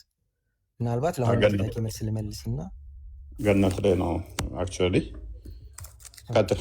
እሺ፣ አሁን ላነሳው ነጥብ ያው እንደ ስራችን ነው። ዋናው ምድር ላይ ወርደር ነው ፈጣሪን ለመገዛት እስከሆነ ድረስ በምንሰራቸው ጥሩ ስራዎች ደረጃዎች እንበላለጣለን። ለምሳሌ የአላህ ቃልን ቁርአንን በትክክል 30 ጁዙን በቃሉ የሐፈዘ 20 ጁዙን የሐፈዘ ከዛም በታች የቀራ ሌሎችን ኸይር ስራዎች በምንሰራቸው ደረጃና መጠን ጀነት ላይ ያለን ቦታ እርከን ይለያያል።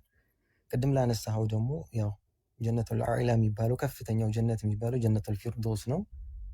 ያ ጀነቱል ፊርዶስ ምንድነው? ከሱ በላይ ያለው አርሽ ነው። አርሽ ማለት የፈጣሪ ትልቁ ፍጡር ከዛ በላይ ያለው ፈጣሪ ነው ማለት ነው።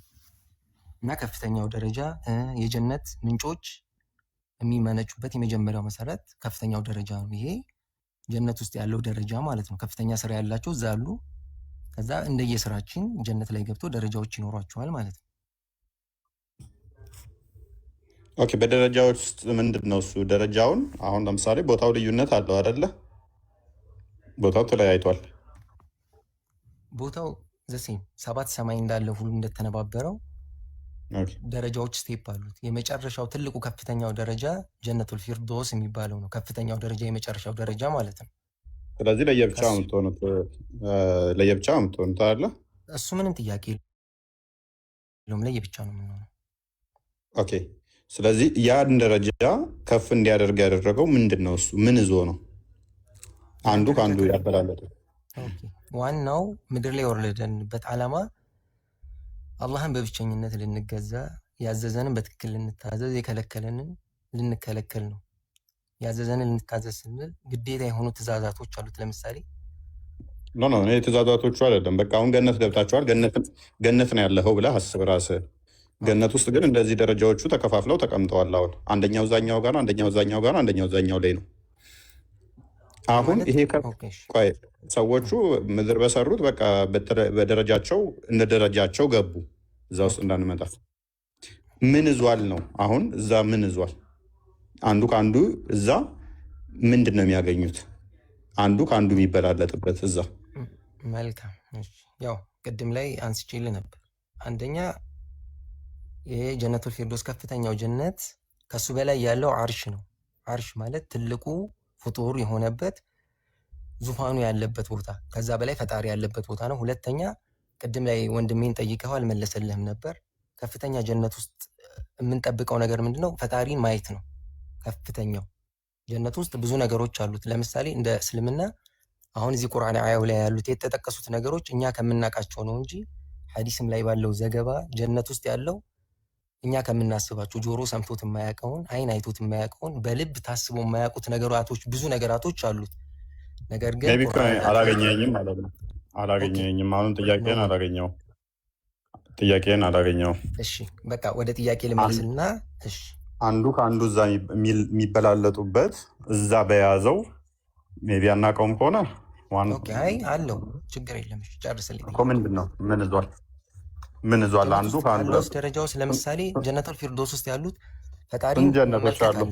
ገነት ውስጥ ፈጣሪ እንመለከት። እሺ ሌሎቹ ማያዩት አለ ያንን ማያዩት ገነት ውስጥ ነገር ግን የምናይትበት ፍሪኩዌንት ይለያያል። ለምሳሌ ጀነቱል ፊርዶስ ውስጥ ያሉት ፈጣሪን በየጊዜው የማየት እድሉን ያገኛሉ። ከዛ በታች ያሉት ደግሞ እንደየስራቸው እየቀነሰ ነው የሚመጣው። የሚያገኙትም እዛ ላይ የሚያገኙት እንክብካቤም ሆነ ገነት ውስጥ የሚያገኙትን ነገራቶች ማስረጃ ይኖረዋል። ግን ምን አልከኝ? ማስረጃ ይኖረዋል ፈጣሪ መመልከት የሚለው ኖ ሳይሆን እነኛዎች ጀነቱል ፊርዶስ ውስጥ ያሉት በየጊዜው እንደሚያገኙት እነኛዎቹ ጋር ደግሞ እየቀነሰ እንደሚመጣ። ከዛ ደግሞ ምንድን ያልከኝ እነኛዎቹ እንክብካቤ የተሻለ ያገኛሉ፣ እነኛዎቹ ደግሞ እንክብካቤያቸው ይቀንሳሉ ብለኛል። እንክብካቤም ድፋይን መደረግ አለበት። እንክብካቤ ስትል ለምሳሌ ምን ማለት ነው? እንክብካቤ ሲባል ለምሳሌ ቅድም ላይ እንዳነሳውል ነው። አሁን ሜቢ የኡስታዝ አስተማሪ ስላልሆንኩ ግዴታ የቁርአን አንቀጾችን አሁን ላልገልጽልህ እችላለሁ። ማለት ቁጥሮችን ይዤ ተዘጋጅቼ ከሆነ ላቀርባቸው እችላለሁ። ግን እንክብካቤ ስንል ለምሳሌ ካነሳውልህ ቅድም የጀነት ከፍተኛ የአትክልት ቦታዎች፣ ፍራፍሬዎች አሉ። ያው የትኛውን ቦታ ላይ ለምሳሌ አንድ ሆቴል ውስጥ ገብተን ወይ ፕሌንም ላይ ስንሄድ ቪአይፒ የምንገባው ክላሶች አሉ። ከዛ ያነሱ ክላሶች አሉ። በዛ ቦታ ውስጥ የምናገኛቸው እንክብካቤዎች ያው የምናውቃቸው ነው። ለምሳሌ የትም ቦታ ላይ ቪአይፒ ክላስ እና ኖርማል ኦርዲናሪ ክላሶች የተለያዩ እንክብካቤ ነው የሚያገኙት። በእንደዚህ መሰረት ከፍተኛው ጀነት የገቡት ሰዎች እና ከዛ በታች የገቡት ሰዎች እንክብካቤያቸው ከላይኛው እየቀነሰ ነው የሚመጣው ማለት ነው። ለእነዚህ ሜቢ የቁርአኑን አያ ሌሎች ውስጥ ከሚያዩ ይዤልህ መምጣት ይችላሉ። ለምሳሌ ጀነት ውስጥ ከፍተኛ ስራ ያላቸው ሰዎች ቁርአን ላይ ጠቅሶልናል። ሜቢ በአማርኛ ነው ልነግርህ የምችለው፣ በጣም ኡስታዝ ስላልሆንኩ አንቀጹና ምዕራፉን በትክክል ላልነግርህ እችላለሁ።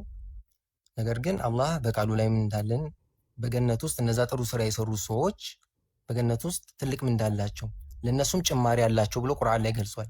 ጭማሪ የሚለውን የቁርአን ሊቃውንት ተፍሲሮች ሲፈስሩት ፈጣሪን መመልከት ነው ብለውታል። እዛም ላይ የሐዲስ ማስረጃዎች አሉ። ከፍተኛው ደረጃ ያሉት ገነት ውስጥ በብዛት ፈጣሪን መመልከት እንደሚችሉ፣ ከዛ በታች ያሉ ገነቶች እንደ ላይኛው ሳይሆን ፈጣሪን መመልከትና እንክብካቤ እንደሚያገኙ ተገልጿል።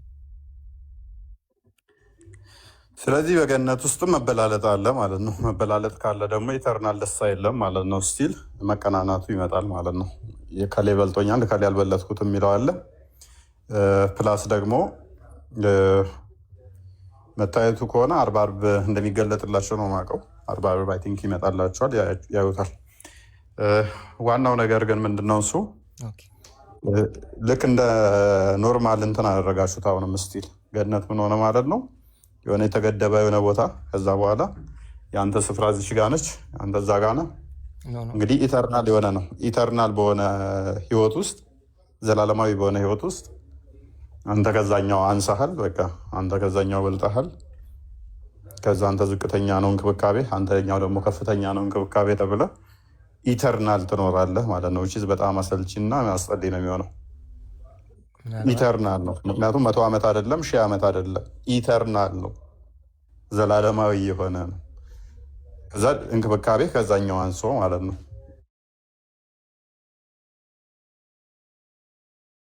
ያ አሰልቺ ነው። ምናልባት ጥያቄ ላንሳ እዚህ ጋር ከፈቀድክልኝ። ቀጥል። ያው የምንሰራቸው ጥሩ ስራዎችና መጥፎ ስራዎች ደረጃ አለው።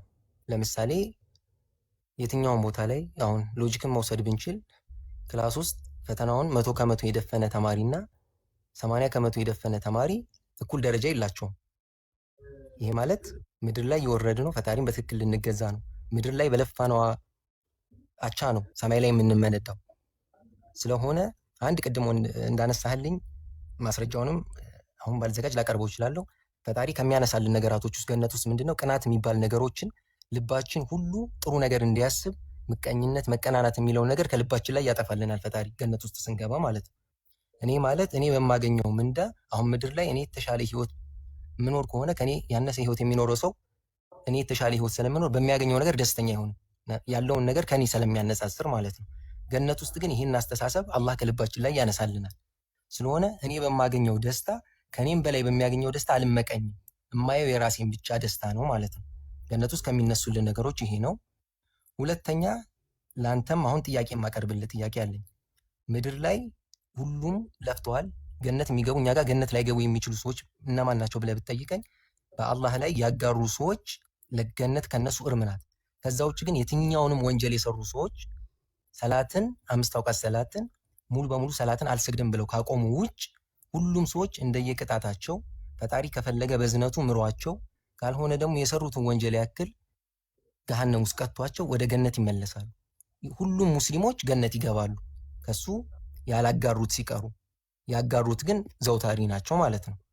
ስለሆነ ምድር ላይ ለምሳሌ አንድ በጣም ጻድቃን የሆነ ያው በእናንተ አገላለጽ ምንድነው ትልቅ ሻህ አለ፣ እንደኔ ደግሞ ተራማኝ አለ።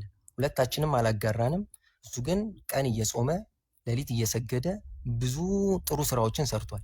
ይሄ ሰውዬ ታዲያ ገነት ውስጥ ገብቶ እኩል በትልቅ ብዙ ስራ በልፋት ሰርቷል። እኔ ደግሞ መደበኛ የሚባሉ ግዴታ ስራዎችን ሰርቻለሁ። ገነት ውስጥ ከገባም በኋላ እኔና እሱ እኩል የሆነ መስተንግዶ እኩል የሆነ ምንዳ መመንዳት ይሄ ፍትሃዊ ነው ብለህ ታምናለህ? እንዳንተ ጥያቄ ማለት ነው። ኦኬ መጀመሪያ ደረጃ ካነሳኋቸው ልነሳና አላህ በመጀመሪያ ደረጃ ከልባችን ላይ ቅናትን ያስነሳልናል። በዛ ሌላኛው በሚያነሳው አልቀናም ብልሃል። መልሰ ደግሞ ምን ብለህናል? ደረጃዎች ይበላለጣሉ። ለአንደኛው ከፍ ያለ ይሰጠዋል፣ አንደኛው ደግሞ ዝቅ ያለ ብለናል። ከፍ ያለና ዝቅታን ካወቅነው ባወቅንበት ቅጽበት ቅናት የለም የሚለው ይወድቃል ማለት ነው። እንዴት ነው የሚወድቀው? ምን የሚል አዲስ ቁርአን ደግሞ አለ? ልቦቻቸው የሚፈልጉትን ነገር ሁሉ ይሰጣቸዋል የሚላለ አሌስ ግጭት ይሆናል ማለት ነው። ልቦቻቸው የሚፈልጉትን ሁሉ ያገኛሉ ከተባለ አንተ ባልከን መሰረት ደግሞ የሚከለከሉት ካለ እነኛዎቹ ሲያገኙ እነኛዎቹ የሚከለከሉት ካለ ልቦቻቸው የሚፈልጉትን ሁሉ ይሰጣቸዋል ከተባለ ሁለቱ ግጭት ነው የሚሆነው ማለት ነው። ግጭት ነው የሚሆነው። ምክንያቱም ለምንድነው እሱ ልቦቻቸው የሚፈልጉትን ሁሉ የሚሰጣቸው ከሆነ የተሻለ የሚፈልገው ማለት ነው። የሰው ልጅ በባህሪው የተሻለ ይፈልጋል።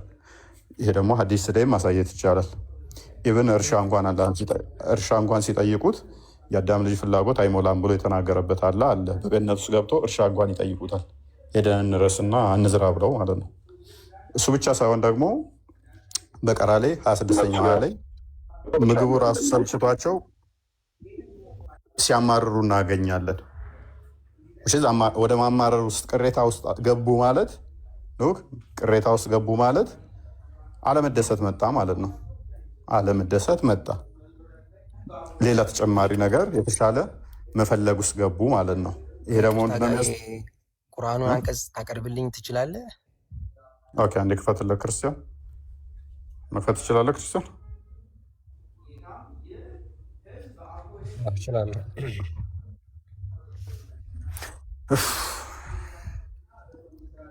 ብይታ አለው። ኦኬ፣ አሁን ጥሩ ነው። እነዚያ ያመኑትና መልካሞችንም የሰሩትን ለነሱ ከስሮቻቸው ወንዞች የሚፈሱባቸው ገነት ያሏቸው መሆኑን አብስራቸው። ነኝ ገነት ስለሚገቡ ሰዎች ነው። ገነት ስለሚገቡ ሰዎች ከስሯ ምን ውሃዎች ስለሚፈሱላቸው ሰዎች አብስራቸው። ከእርሷ ከፍሬ አይነት ሲሳይን በተመገቡ ቁጥር ፍሬዎቿ ስለሚመሳሰሉ ይህ ከአሁን በፊት የተመገብነው ነው ይላሉ። ምን ይላሉ? እየተደሰቱ ነው? ቅሬታ እያቀረቡ ነው? እዚህ ጋር ጥሩ ያው ሱረቱል በቅራ ላይ ነው። ሜቢ ተፍሲሩን ገብተህ አላነበብክ ይሆናል እንጂ ምንድነው የሚለው እዚህ ላይ ወኡቱ ቢሂ ሙተሻቢሃ ይላል። ተመሳሳዩ ስለቀረበላቸው ከዚህ በፊት የተመኝ ትምህርት ለማስረዳት የቻልኩትን ለማስረዳት ልሞክር። ዋናው መማማር ስለሆነ ማለት ነው። እዚህ ላይ የሚጠይቁት ጥያቄ ምንድነው? እንዳተባለው ቁርአኑ ላይ ከስሮቻቸው ወንዞች የሚፈርሱ አትክልቶች ይቀርቡላቸዋል። በዚህን ጊዜ የምድር ሰዎች ምን ብለው ይጠይቃሉ? ከአሁን በፊት የተመገብነው ይላሉ። እነርሱም ተመሳሳይ ሆኖ የተሰጡት የሚለው ጋር ሜቢ ኢብን ከሲር ተፍሲር ላይ ገብተህ ካየኸው የሚቀርብላቸው የጀነት አትክልቶች እንደተገለጸልን ምድር ላይ ያሉትን አይነት ተመሳሳይ ናቸው። ለምሳሌ ሙዝ ከሆነ ተመሳሳይ ሙዝ፣ ብርቱካን ከሆነ ተመሳሳይ ብርቱካን ነው። ነገር ግን በጣም ይለያሉ፣ በጣም ይለያሉ። ይህም የሆነበት ጥበብ ምንድን ነው? አንድ ሰው የማያውቀውን ነገር ለመቅመስ ኢንተረስትድ አይደለም። ለምሳሌ እኔ የማላውቀውን ፍሬ ቢቀርብልኝ ያንን ነገር ለመቅመስ ይጣፍጥ ይሁን ከዚህ በፊት ይመር ስለማላውቀው ለዛ ነገር ጉጉት የለኝም። ነገር ግን የማውቀውን አይነት ምግብ ቀርቦልኝ ጣዕሙ የተለየ ነገር መሆኑን ካወቅ ያንን ነገር ስለማውቀው ከዚህ በፊት ስለማውቀው ምን አይነት ጣዕም ይኖረዋል ብዬ ለመሞከር እጓጓለሁ። እና እዚህ ላይ የገነት ሰዎች ይህን ጥያቄ ያቀረቡት ምንድነው? ምድር ላይ በመልክ የሚያውቋቸውን አትክልቶች ነው የቀረቡላቸው ገነት ላይ። በዚህን ጊዜ ምድር ላይ እነዚህን አትክልቶች እናውቃቸዋለን ብለው ይጠይቃሉ። እሺ፣ እናመሰግናለን። የመሰልቸት ያለመፈለግ አይደለም። እንደዛም ከሆነ አመሰግናለሁ። እኔ እስማማለሁ። እንደዛም ከሆነ ምድር ስበላው የኖርኩትን ለመብላት ገነት ላይ ተስፋ አላደርግም። እኔ ፐርሰናሊ ብጠይቀኝ ምድር ላይ ሙዝ ሙዝና ብርቱካን እንደ ልብ ሳገኝ የነበረ ሰውዬ ገነት ውስጥ ሙዝና ብርቱካን ለማግኘት ብሎ ተስፋ የሚያደርግ አይኖርም ማለት ነው። እንደዛ ከሆነ ደግሞ ኖ ኖ እንዳነሳውልህ በመልክ ይመሳሰላሉ እንጂ በጣም የማይመሳሰሉ። አይ ቲንክ ከስር እየተቆራረጠ ነው መሰለኝ። እሰማለሁ እኔ ይሰማል። ኖርማል ነው። ይቀጥል። የነሱ ይሆናል። ያ እንግዲህ ሙዝ ራሱ በየሀገሩ ይለያያል። አንዳንዱ ጣፋጭ አለ፣ አንዳንዱ ስለዚህም አለ። ስለዚህ ምድራዊ ላይ ያሉትን አንተው ባልከን ሎጂክን ብንስማማ እንኳን እነኝን ለማግኘት ተስፋ የሚያደርግ ከዛ ደግሞ ኦኬ ዳኛው ገነቶች ደግሞ ይህንኛው የሚያንስባቸው ታችኛው ገነቶች ጋር በሰፋፊ ሳህን በብዛት የሚሰጣቸው ከዛ ይህን የምታበላልጠውና በእንደዚህ ደረጃ የምትሰጠው ከሆነ ይሄ በራሱ ምንድነው? እሱ ምድራዊ የሆነ ስርዓት ነው። ኢተርናል የሆነ ደስታ አይደለም። ደስታ ጥገኝነትን የያዘው ምንድነው? ምግብ ሊሆነ ውሽዝ የሆነ ነገር ያስፈለገህ ማለት ነው። ደስተኛ ለመሆን ኢተርናል መሆን ስላልቻልክ የምትበላው ምግብ ቅድም የበላውትን ይመስላል አይመስልም፣ ይጣፍጣል አይጣፍጥም በሚል ጥገኛ ሆንክ ማለት ነው። ኢቭን ጣዕም ራሱ እኮ ምንድነው? እሱ ኮንዲሽናል ነው። አጣጥመህ ሲመች ቅድም አንተ ራስ ባልከን ኦኬ ቅድም በወደዱት ምግብ ምድር ላይ ባዩት ነው አልክ። አሜሪካ ያለ ሰውና ኢትዮጵያ ውስጥ ያለ አታክልቶቹም እንትኖቹም የሚወዳቸው አበላሎቹ ሊለያዩ ይችላሉ። ስለዚህ ይህንኑ ስሜት ነው ዞ የሚሄደው እያልከን ነው አንተ። ይህንኑ ዞት ይጓዝና ምንም ቦዲው ግሎሪፋይድ አልሆነም፣ ስቲል የምድራዊ ስሜትን ነው ገና ዞ የሚጓዘው ማለት ነው። በዛው በምድራዊ ነገር በምድራዊ ምላሱ ቴስት ያደርገዋል። ከዛ በኋላስ ይሄንኛው እንዲህ ነው ይሄንኛው እንዲህ ነው እያለ ቀያቃቂር ያወጣል ማለት ነው። ይሄ ገነት እኮ አይደለም፣ የሆነ ሆቴል ነው የሚሆነው። የሆነ ሆቴል ቤት ነው የሚሆነው። ምናልባት ቅድም ላይ አላስተዋልኩ ይሆናል እንጂ ካልኩህ እነዚህ የተጠቀሱ ትልቅ ሐዲስ ሰምተህ ከሆነ ማስረጃ አለ። ገነት የምትባለው ረሱል በቃላችሁ የነገሯት ከዚህ በፊት በጆሮአችሁ ሰምታችኋት የማታውቁ በአይናችሁ አይታችኋት የተኮረጀ ነው። ከመጽሐፍ ቅዱስ የተኮረጀ ነው። እሱ ከመጽሐፍ ቅዱስ የተኮረጀ ነው። ችግር የለም። አሁን ምን መሰለህ፣ አይ በአይን አይታችሁ ማታውቁት፣ በጆሮ ሰምታችሁ ማታውቁት፣ በልባችሁም ታስቦ ማያውቅ አለ የሚለው ቆይ አንዴ ከመጽሐፍ ቅዱስ የተወሰደ ነው። ሐዋርያ ቅዱስ ጳውሎስ የጻፈውን መሐመድ ስለሆን ነው። ጥቅሶቹን ከፍተን እናሳየን እንችላለን። ቃል በቃል ተኮርጆ ነው። ስቲል አልታየም እንዳትል ደግሞ እናንተው ታይቷል። ለምንድን ነው ታይቷል ምልህ መሰለ? አንደኛ ሆድ ላይኖች እንዳሉ ተነግሮሃል። ሁለተኛ ሆድ ላይኖች የሚዘፍኑት ተነግሮሃል። ሶስተኛ ምግብ እንዳለ ተነግሮሃል። አራተኛ መጠጥ እንዳለ ተነግሮሃል። አምስተኛ አላህ እዛ መጥቶ እንደምታየው ተነግሮሃል።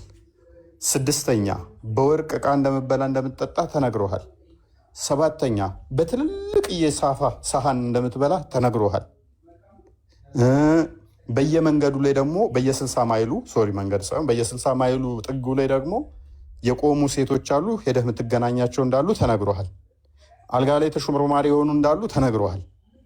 ዘሆል ሄደህ አላየሃቸውም እንጂ ዘሆል ተነግሮሃል። አልሰማሁም ማለት አትችልም። ተነግሮሃል። ዘፈናቸው እንኳን ሳይቀር ሁላይኖች እንኳን የሚዘፍኑልህ ሳይቀር ተነግሮሃል።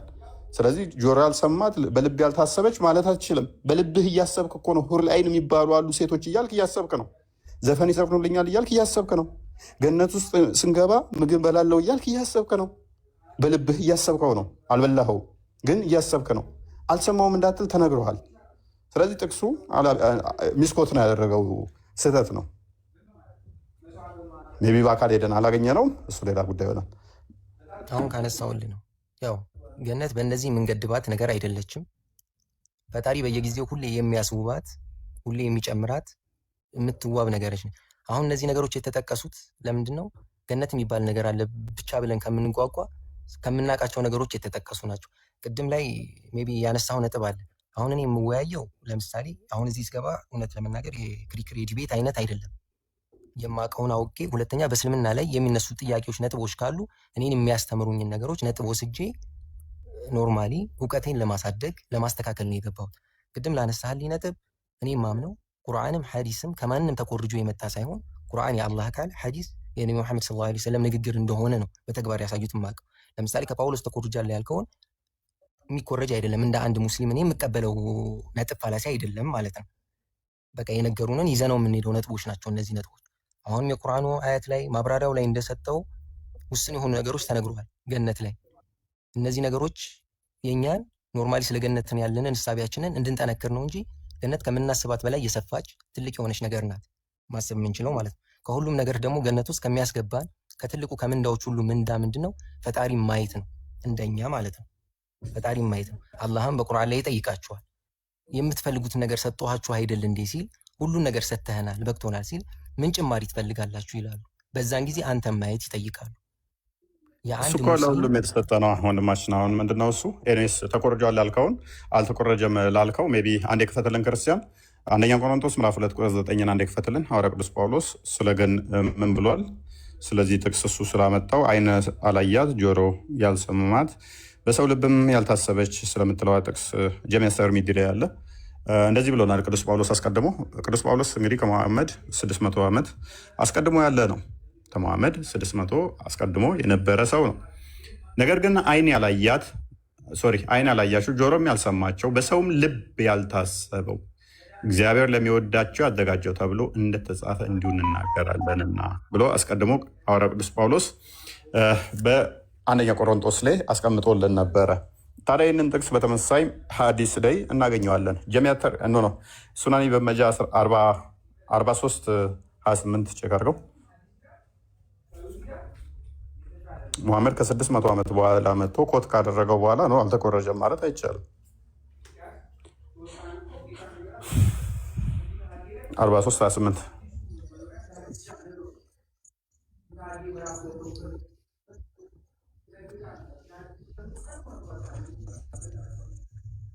ኦኬ ቀጥል አንብቦ። እሺ it was narrated from Abu Hurairah that the messenger of Allah said ያለ መልእክተኛ እንደተናገረው አቡ ሁረይራ እንደተረከው ይላል። አላህ says አላህ እንደዚህ አለ I have prepared for my righteous slave that which no eyes has seen no ear has heard and it has never crossed the mind of a man አላህ እንደዚህ ይላል እኔ ለጻድቅ ባሪያዎች ያዘጋጀሁት አይን ያላየውን ጆሮ ያልሰማውን እንዲሁም ደግሞ በአእምሮ ያልታሰበውን ነው። ያ ስለዚህ ቀጥል ሀሳብ ባነሳ ምናልባት ነቢ ሙሐመድን ያው ታሪክ አንብበ ሊሆን ይችላል። ነቢ ሙሐመድ ማለት ማንበብን መጻፍን የማይችሉ ነብይ ናቸው እና ማንበብን መጻፍን የማይችሉ ነብይ እንዴት ሜቢ ካነሳህልኝ ነጥብ ኮርጆ ሊጽፉት ይችላሉ ብለህ ታስባለህ? ትልቁ ፈጣሪ ነቢ ሙሐመድን ከላከባቸው ነገሮች ጥበባት አንዱ ማንበብን መጻፍን የማይችሉ ይህንን አንተም ታውቀዋለህ። አይ እኔ አላውቅም፣ አንተ ነው የምታውቀው። አንድ ሰው መኮረጅ የግድ ፏድ አትርከም፣ ይሄ አይገባውም። ተው ተሳስተሃል። እንደዚህ አይነት ንግግር የለም። ፏድ ይሄ አይገባውም። አፈር አባቱ ይብላ። አትርከም ብራዘር። ሚፍታውን ተመታ ማለት ነው። ሚፍታ ተመታ፣ ገብቶሃል? ኤኒዌይስ ፏድ ለመኮረጅ የግዴታ መጻፍና ማንበብ ብቻ ነው ያለህ ማን ነው እሱ? ለምሳሌ ግዴታ ከአንድ መጽሐፍ ኮርጇል የሚባለው የሆነ ሰውዬ ያንን መጽሐፍ ማንበብ ሲችል ነው። አንብቦ መጽሐፍ ሲችል ነው እንጂ ማን ነው ይሄን ነሰሰርሊ መጽሐፍና ማንበብ የማይችል ሰው መኮረጅ አይችልም ያለህ ማን ነው? በምን አይነት መልኩሽ መጽሐፍና ማንበብ የማይችል ሰው ከሌላ መጽሐፍ እንዴት ሊኮርጅ ይችላል? ለምሳሌ በመስማት ይኮረጃል። ይሄንን ነገርኩ። ለምሳሌ አንተ አሁን አላነበብከውም ይሄንን። ስለዚህ እኔ ስናገር ከሰማ አንዴ ህልመኛው ፕሊስ ጣልቃ አትግቡ። ጣልቃ አትግባ። ቆይ ፕሊስ ሙሐመድ እንደሚጽፍና እንደሚያነብ አሳያለሁ። ኔክስት እንደሚጽፍ አሳያለሁ። ግን ፎር ሴክ ኦፍ አርጉመንት ግን ሰማላ አይጽፍም ብዬ ልስማማለህ። እንደሚጽፍ አሳያለሁ፣ እንደሚያነብ አሳያለሁ። ግን ለመኮረጅ ነሰሰርሊ መጽሐፍና ማንበብ ብቻ ነው ያለህ ማን ነው? አሁን እዚህ ጋር ምናልባት በአንተ ሀሳብ ልስማማ ብዬ ነው እንጂ ኖርማሊ የሚያስኬድ አይደለም። አሁን ምን ብዬ ልንገርህ፣ ከድሮ ቀድሞት መጣ እነሱ። ቆይ አሁን እኮ ያለው አንተ አርጉመንትን የገነባኸው ምንድን ነው? እሱ ሙሐመድ አልኮረጀም ለማለት ሙሐመድ መጽሐፍና ማንበብ አይችልም የሚል ፐርሚስ እዛ ላይ ነው የገነባኸው። እኔ ደግሞ የአንተን ፐርሚስ ተስማማውልህና እሺ ሙሐመድ መጽሐፍን ማንበብ አይችልም፣ ነገር ግን ማን ነው መጽሐፍና ማንበብ የማይችል ሰው መኮረጅ አይችልም ብሎ ያለ ማን ነው? ትክክል። አሁን እያነሳ ያለው አርጉመንት የፋለሲ ሀሳቦችን ነው። እኔ አሁን እምልህ ምን እንደሆነ ልንገርህ። ምን አይነት ፋላስ ሰራው? ምን ፋላስ ሰራው? አንዴ እኔ ማነሳቸው ነጥቦች ቆይ ፏድ፣ ምክንያቱም ከስር ከ1000 ሰው በላይ አለ። ይሄንን እንግሊዘኛውን ከነ ያላነበበ አለ። እኛ ስንላውን ሰምተዋል። አይን አላያች ጆሮ ያልሰማት በሰው ልብም ያልታሰበች እግዚአብሔር ለወዳጆቹ ያዘጋጀው ምትለውን ስናገር ሰምቶ ሰው አይኮርጅም። ማንበብና መጻፍ ማይችል ከሆነ ኖ መኮረጅ አችልም ብሎ መዝጋት ውጪዝ ስህተት ነው። መጻፍና ማንበብ እንኳን ባይችል አንድ ሰው ከሰማ መኮረጅ ይችላል። የሰማውን ነገር መኮረጅ ይችላል። ቁርአን ላይ ደግሞ በተመሳሳይ ሙሐመድ ጆሮ ይሉት ነበር። ታውቃለህ ብዬ አስባለሁ።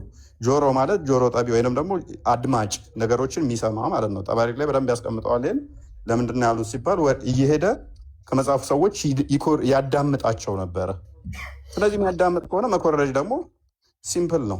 ስለዚህ አንተን አርጉመንት አሁን ዲቨሎፕ አድርገው መጽሐፍና ማንበብ ማይችል ሰው መኮረጅ እንደማይችል አንተ አሳምነኝ። አሁን እዚህ ጋር ማነሳልነትም ማለት ነው እንደ ሙስሊም አሁን ጥያቄ ሳቀርብ ቁርአንና ሐዲስ ማስረጃዎች አሉ። ለምሳሌ ሐታ የሐዲስ ማስረጃዎች አላህ ምን ይለናል? ኢን ሁወ ኢላ ወህዩን ዩሃ ይላል። እሱ ከሚወርድለት ወህይ ውጭ ሌላ ነገር የሚናገር አይደለም። ሐታ ቁርአን የአላህ ንግግር ነው። ነገር ግን ሐዲስ በእሳቸው በወህይ መከለል የተነገረ ንግግር ነው። ከእሳቸው ከራሳቸው የሚያመነጩት ምንም ነገር የለም ነቢ ሙሐመድ። ስለሆነ እኔ አሁን እንደ ሐሳብ የማቀርብልህ ሌላ መጽሐፎች ተኮርጀዋል ወይ ከመጽሐፍ ቅዱስ ተኮርጀዋል የሚለው ማለት እኔ አልቀበለውም። ለምሳሌ እንደ አንድ ሙስሊም ቁርአንና ሐዲስ ቁርአን የአላህ ንግግር ነው፣ ሐዲስ ነቢ ሙሐመድ ተግባርና ንግግር ነው ብዬ ነው ማምነው። ከእንትና ኮረጁ አልኮረጁ አሁን ለምሳሌ እንደ ሐሳብ ነው እንጂ ማንበብና እንትን የማይችል ሰው አይኮርጅም የምልህ ይኮርጃሉ የምንል አይነት ሐሳብ ያለን ሰዎች አይደለም። እንደ ሙስሊም እንደዚህ አይነት ሐሳብ ማንሳት አሁን የመጀመሪያ እንዳካሄድ ስተት ነበረ። ቁርአን የአላህ ቃል ነው፣ ሐዲስ ነው አለ። በእነዚህ ነገሮች እንደ አንድ ሙስሊም እናምናለን። በእነዚህ በቁርአንና በሐዲስ የማያምን ሰው የማያምን ሙስሊም ስለዚህ ፏድ ውሽዝ ምንድነው እሱ አሁን ቀደም ያነሳው ነገር ስተት ነው ማለት ነው። መጻፍና ማንበብ አይችልም ስለዚህ አይኮርጅም የሚለውን ነገር ጣልከው። አሁን አየህ፣ አሁን ከዛ ደግሞ አርጉመንተን ወደ ምን ሽፍት አደረከው? እሱ ወይ እንጂ ከራሱ ከልብ ወለድ አይናገርም። ሱረቱ ነጅም ላይ ያለውን አመጣህና ከወይ እንጂ ከራሱ አይናገርም የሚለው ላይ ደግሞ እንደ አዲስ ገነባህ ማለት ነው አይደለ? አሁን ቅድም እፎይ እንዳነሳሁልህ ምን አደረከው መሰለህ? እስቲል አሁንም ፐርሚስን ሽፍት አደረከውና ያኛውን ተውከው እንደማያዋጣ ስታቅ ወደዚህኛው መጣ። ምን ሙሐመድ ከራሱ አይናገርም ወይ እንጂ ወይንም ደግሞ ሪቪሌሽን ነው እንጂ ከራሱ አይናገርም። ስለዚህ የተናገረው ነገር መገለጥ ነው፣ ኮርጆ ሊሆን አይችልም ወደሚል አመጣኸው ማለት ነው። ስቲል ይሄንኛው ማያስኬድን ፏድ ለምንድነው ማያስኬድ? ይህንንም የተናገረው ስቲል ሙሐመድ ነው።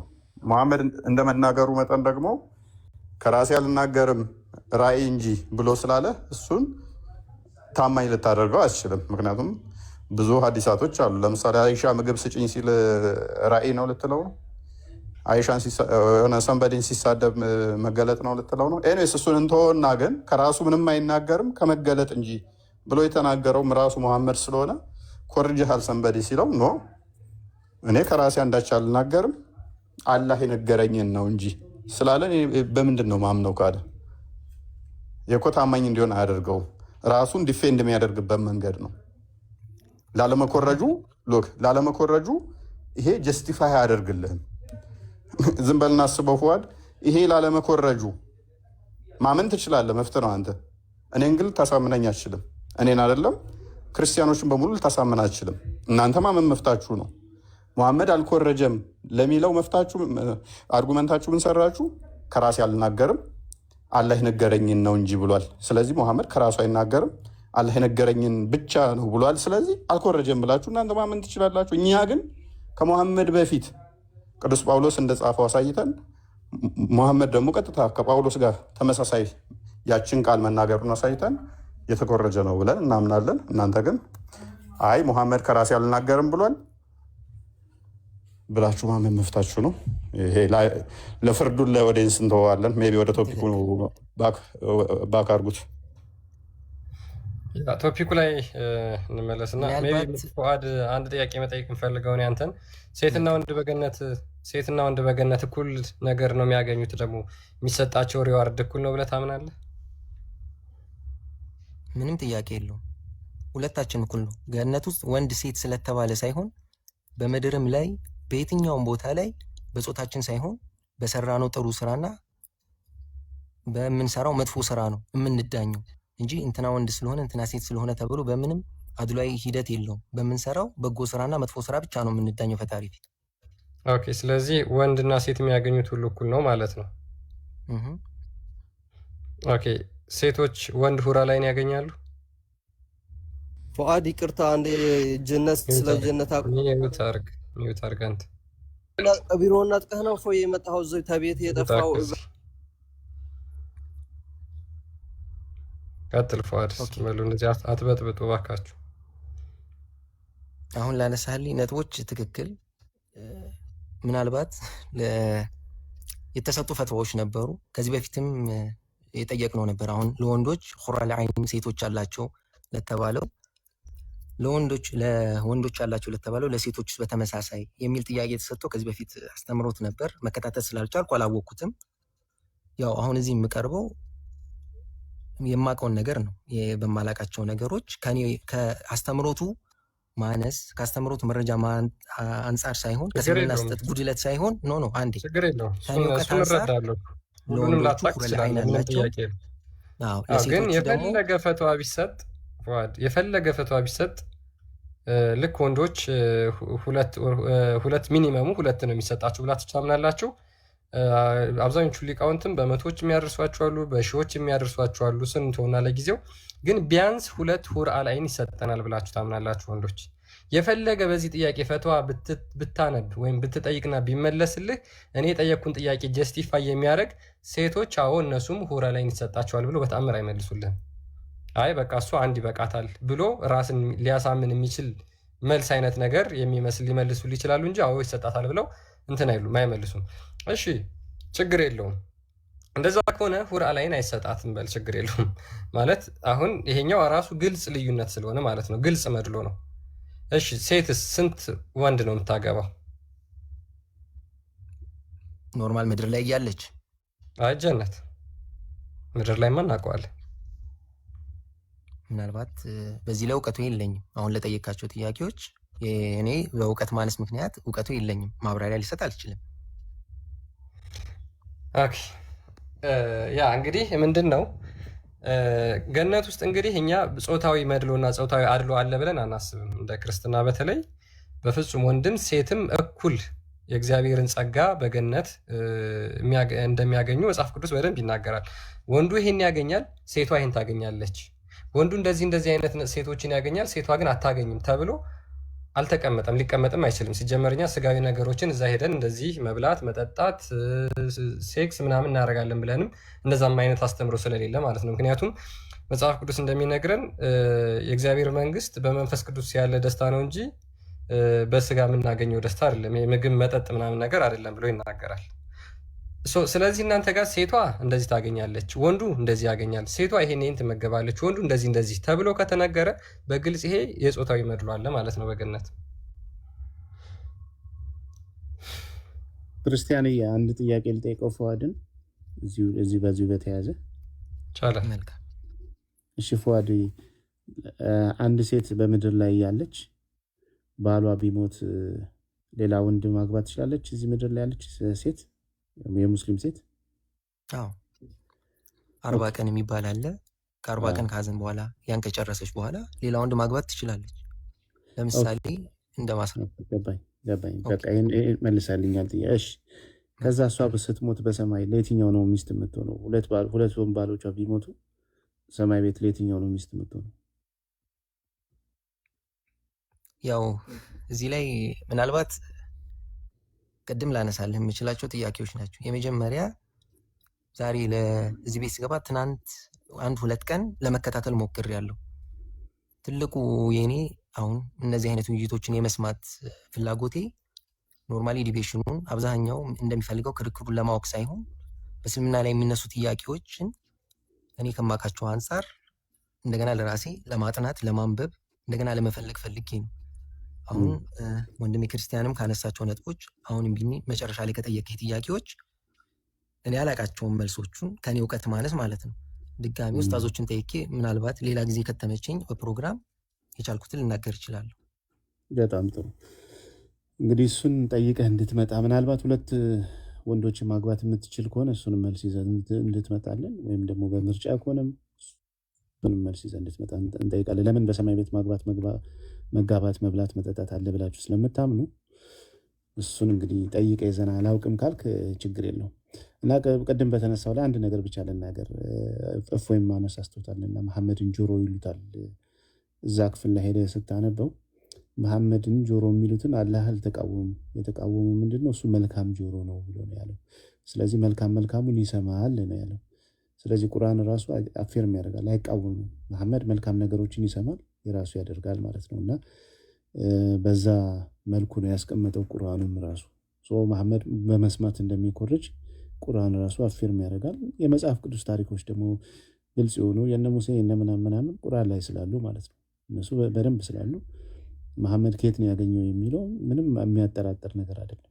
ታሪኮቹ አስቀድመው ከሱ በፊት ያሉ ታሪኮች ተደግሞ እሱ መጽሐፍ ላይ ከተገኙ መወሰዳቸው ከሆነ መጽሐፍ መወሰዳቸው ግልጽ ነው። ይሄ ብዙም ምርምር የሚያስፈልገው ስላልሆነ ማለት ነው። እና ቁርአንም ይሄም አፌርም ያደርጋል። ሄደህ ቼክ ማድረግ ትችላለህ። መልካም ጆሮ ነው ብሎ አላህ አፌርም ስላደረገው መልካሙን ይሰማል ነው፣ ክፉን አይሰማም ነው እንጂ መልካሙን ይሰማል ነው ብሎ የተናገረው አላህ ራሱ ማለት ነው። መልካም።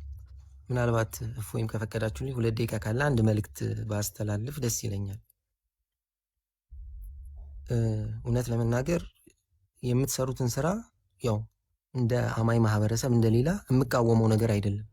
እኔ እውቀት ቢኖረኝ እንደ ኖርማሊ እንደ ጀነራል አሁን የምትሰሩትን ስራ ነው እየነገርኳችሁ ያለው። የትኛውም አማኝ እናንተ ዛሬ እስልምና ላይ ስተት አለ ብላችሁ ሌላ መጣራት የፈለጋችሁት እናንተ እውነተኛ መንገድ ላይ ስለሆናችሁ ብላችሁ ስለምታስቡ ነው። ወደ ትክክለኛው መንገድ ኑ እያላችሁ ነው። እኔም በአውቅ ኑሮ እውቀት ቢኖረኝ በተሻለ ሌሎችን አማኞችም ተመሳሳይ ወደ ትክክለኛው እምነት ኑ፣ ይሄ እምነት ስተት ነው ብዬ ልናገር እችላለሁ። ምናልባት 1-2 ዲቤሽኖች ብዙ ቦታዎች አገኝቻለሁ። እንደ ወንድማዊ ምክር የምሰጣችሁ የሚነሱትን ነጥብ እኔ ለምሳሌ እናንተ እስልምና ላይ የምታነሷቸውን ስተቶች እንደ ስተት ብታነሷቸው፣ እንደ ስተት ማለት ይሄ ስተት ነው ብላችሁ አስተምሮቱን ብቻ ብትሰጡ፣ አብዛኞቻችን እያየን ማህበረሰቡን እልክ ውስጥ የመጋባት የመገፋፋት አይነት ስሜት ውስጥ እየገባ ከዛ ርቆ ትክክለኛ አስተምሮቱ ስተት የሆነውን አስተምሮት አሁን እንዳነሳችሁት ነጥብ ብታነሱ የትኛውም ሰው ተመርቶ የመምረጥ ጉዳይ ነው። ከዛ በኋላ እኔ ለምሳሌ እስልምና ትንሽ ካወቅኩ በኋላ ከትንሽ ጊዜያት በኋላ ስለ ክርስትና ደግሞ ማንበብ እጀምራለሁ። ያን ጊዜ ነገሮችን አመዛዝኜ የማልቀበልበት የትኛውን እምነት ምክንያት የለም። ለምን? ፈጣሪ አእምሮን ሰጥቶኛል። እና የምትሰጡትን አስተምሮት ያው ከእንትን ለማለት አይደለም። ስተቶችም ከተገኘ ስተቱን ስተት ነው ብለን ብናቀርብ ከዛ ያለፈ ነገሮችን ሌሎችን አማኞችን በማይጎዳ መልኩ ብናረግ የተሻለና ሰላማዊ የሆነ የመማማር ሁኔታ ይኖራል ብዬ ስለማስብ በዛ ሁኔታ ብትቀጥሉበት የሚል አስተያየት ነው። አመሰግናለሁ። እሺ ፉአድ እናመሰግናለን። ኦኬ እፎይ ቀጥል። ኦኬ ሜቢ እናመሰግናለን ፉአድ። ያው አንዳንዴ ስሜታዊ ልትሆን ትችላለህ ሰው ስትሆን እንጂ በተሻለ መጠን ጤናማ ሰው ሲገባ ከጤናማ ሰው ጋር እንዲህ ማውራት ይቻላል። እና ለአስተያየት እናመሰግናለን። ሜይ ቢ በዚሁ ጋር በተያያዘ እኛ ጋር ጥያቄ ካለ ማንሳት ትችላለህ። ከገነት ጋር በተያያዘ መፍት ነው። አመሰግናለሁ። ኦኬ እሺ፣ ሚፍታ መቀጠል ትችላለህ። ሚፍታ ፉአድ ያኛው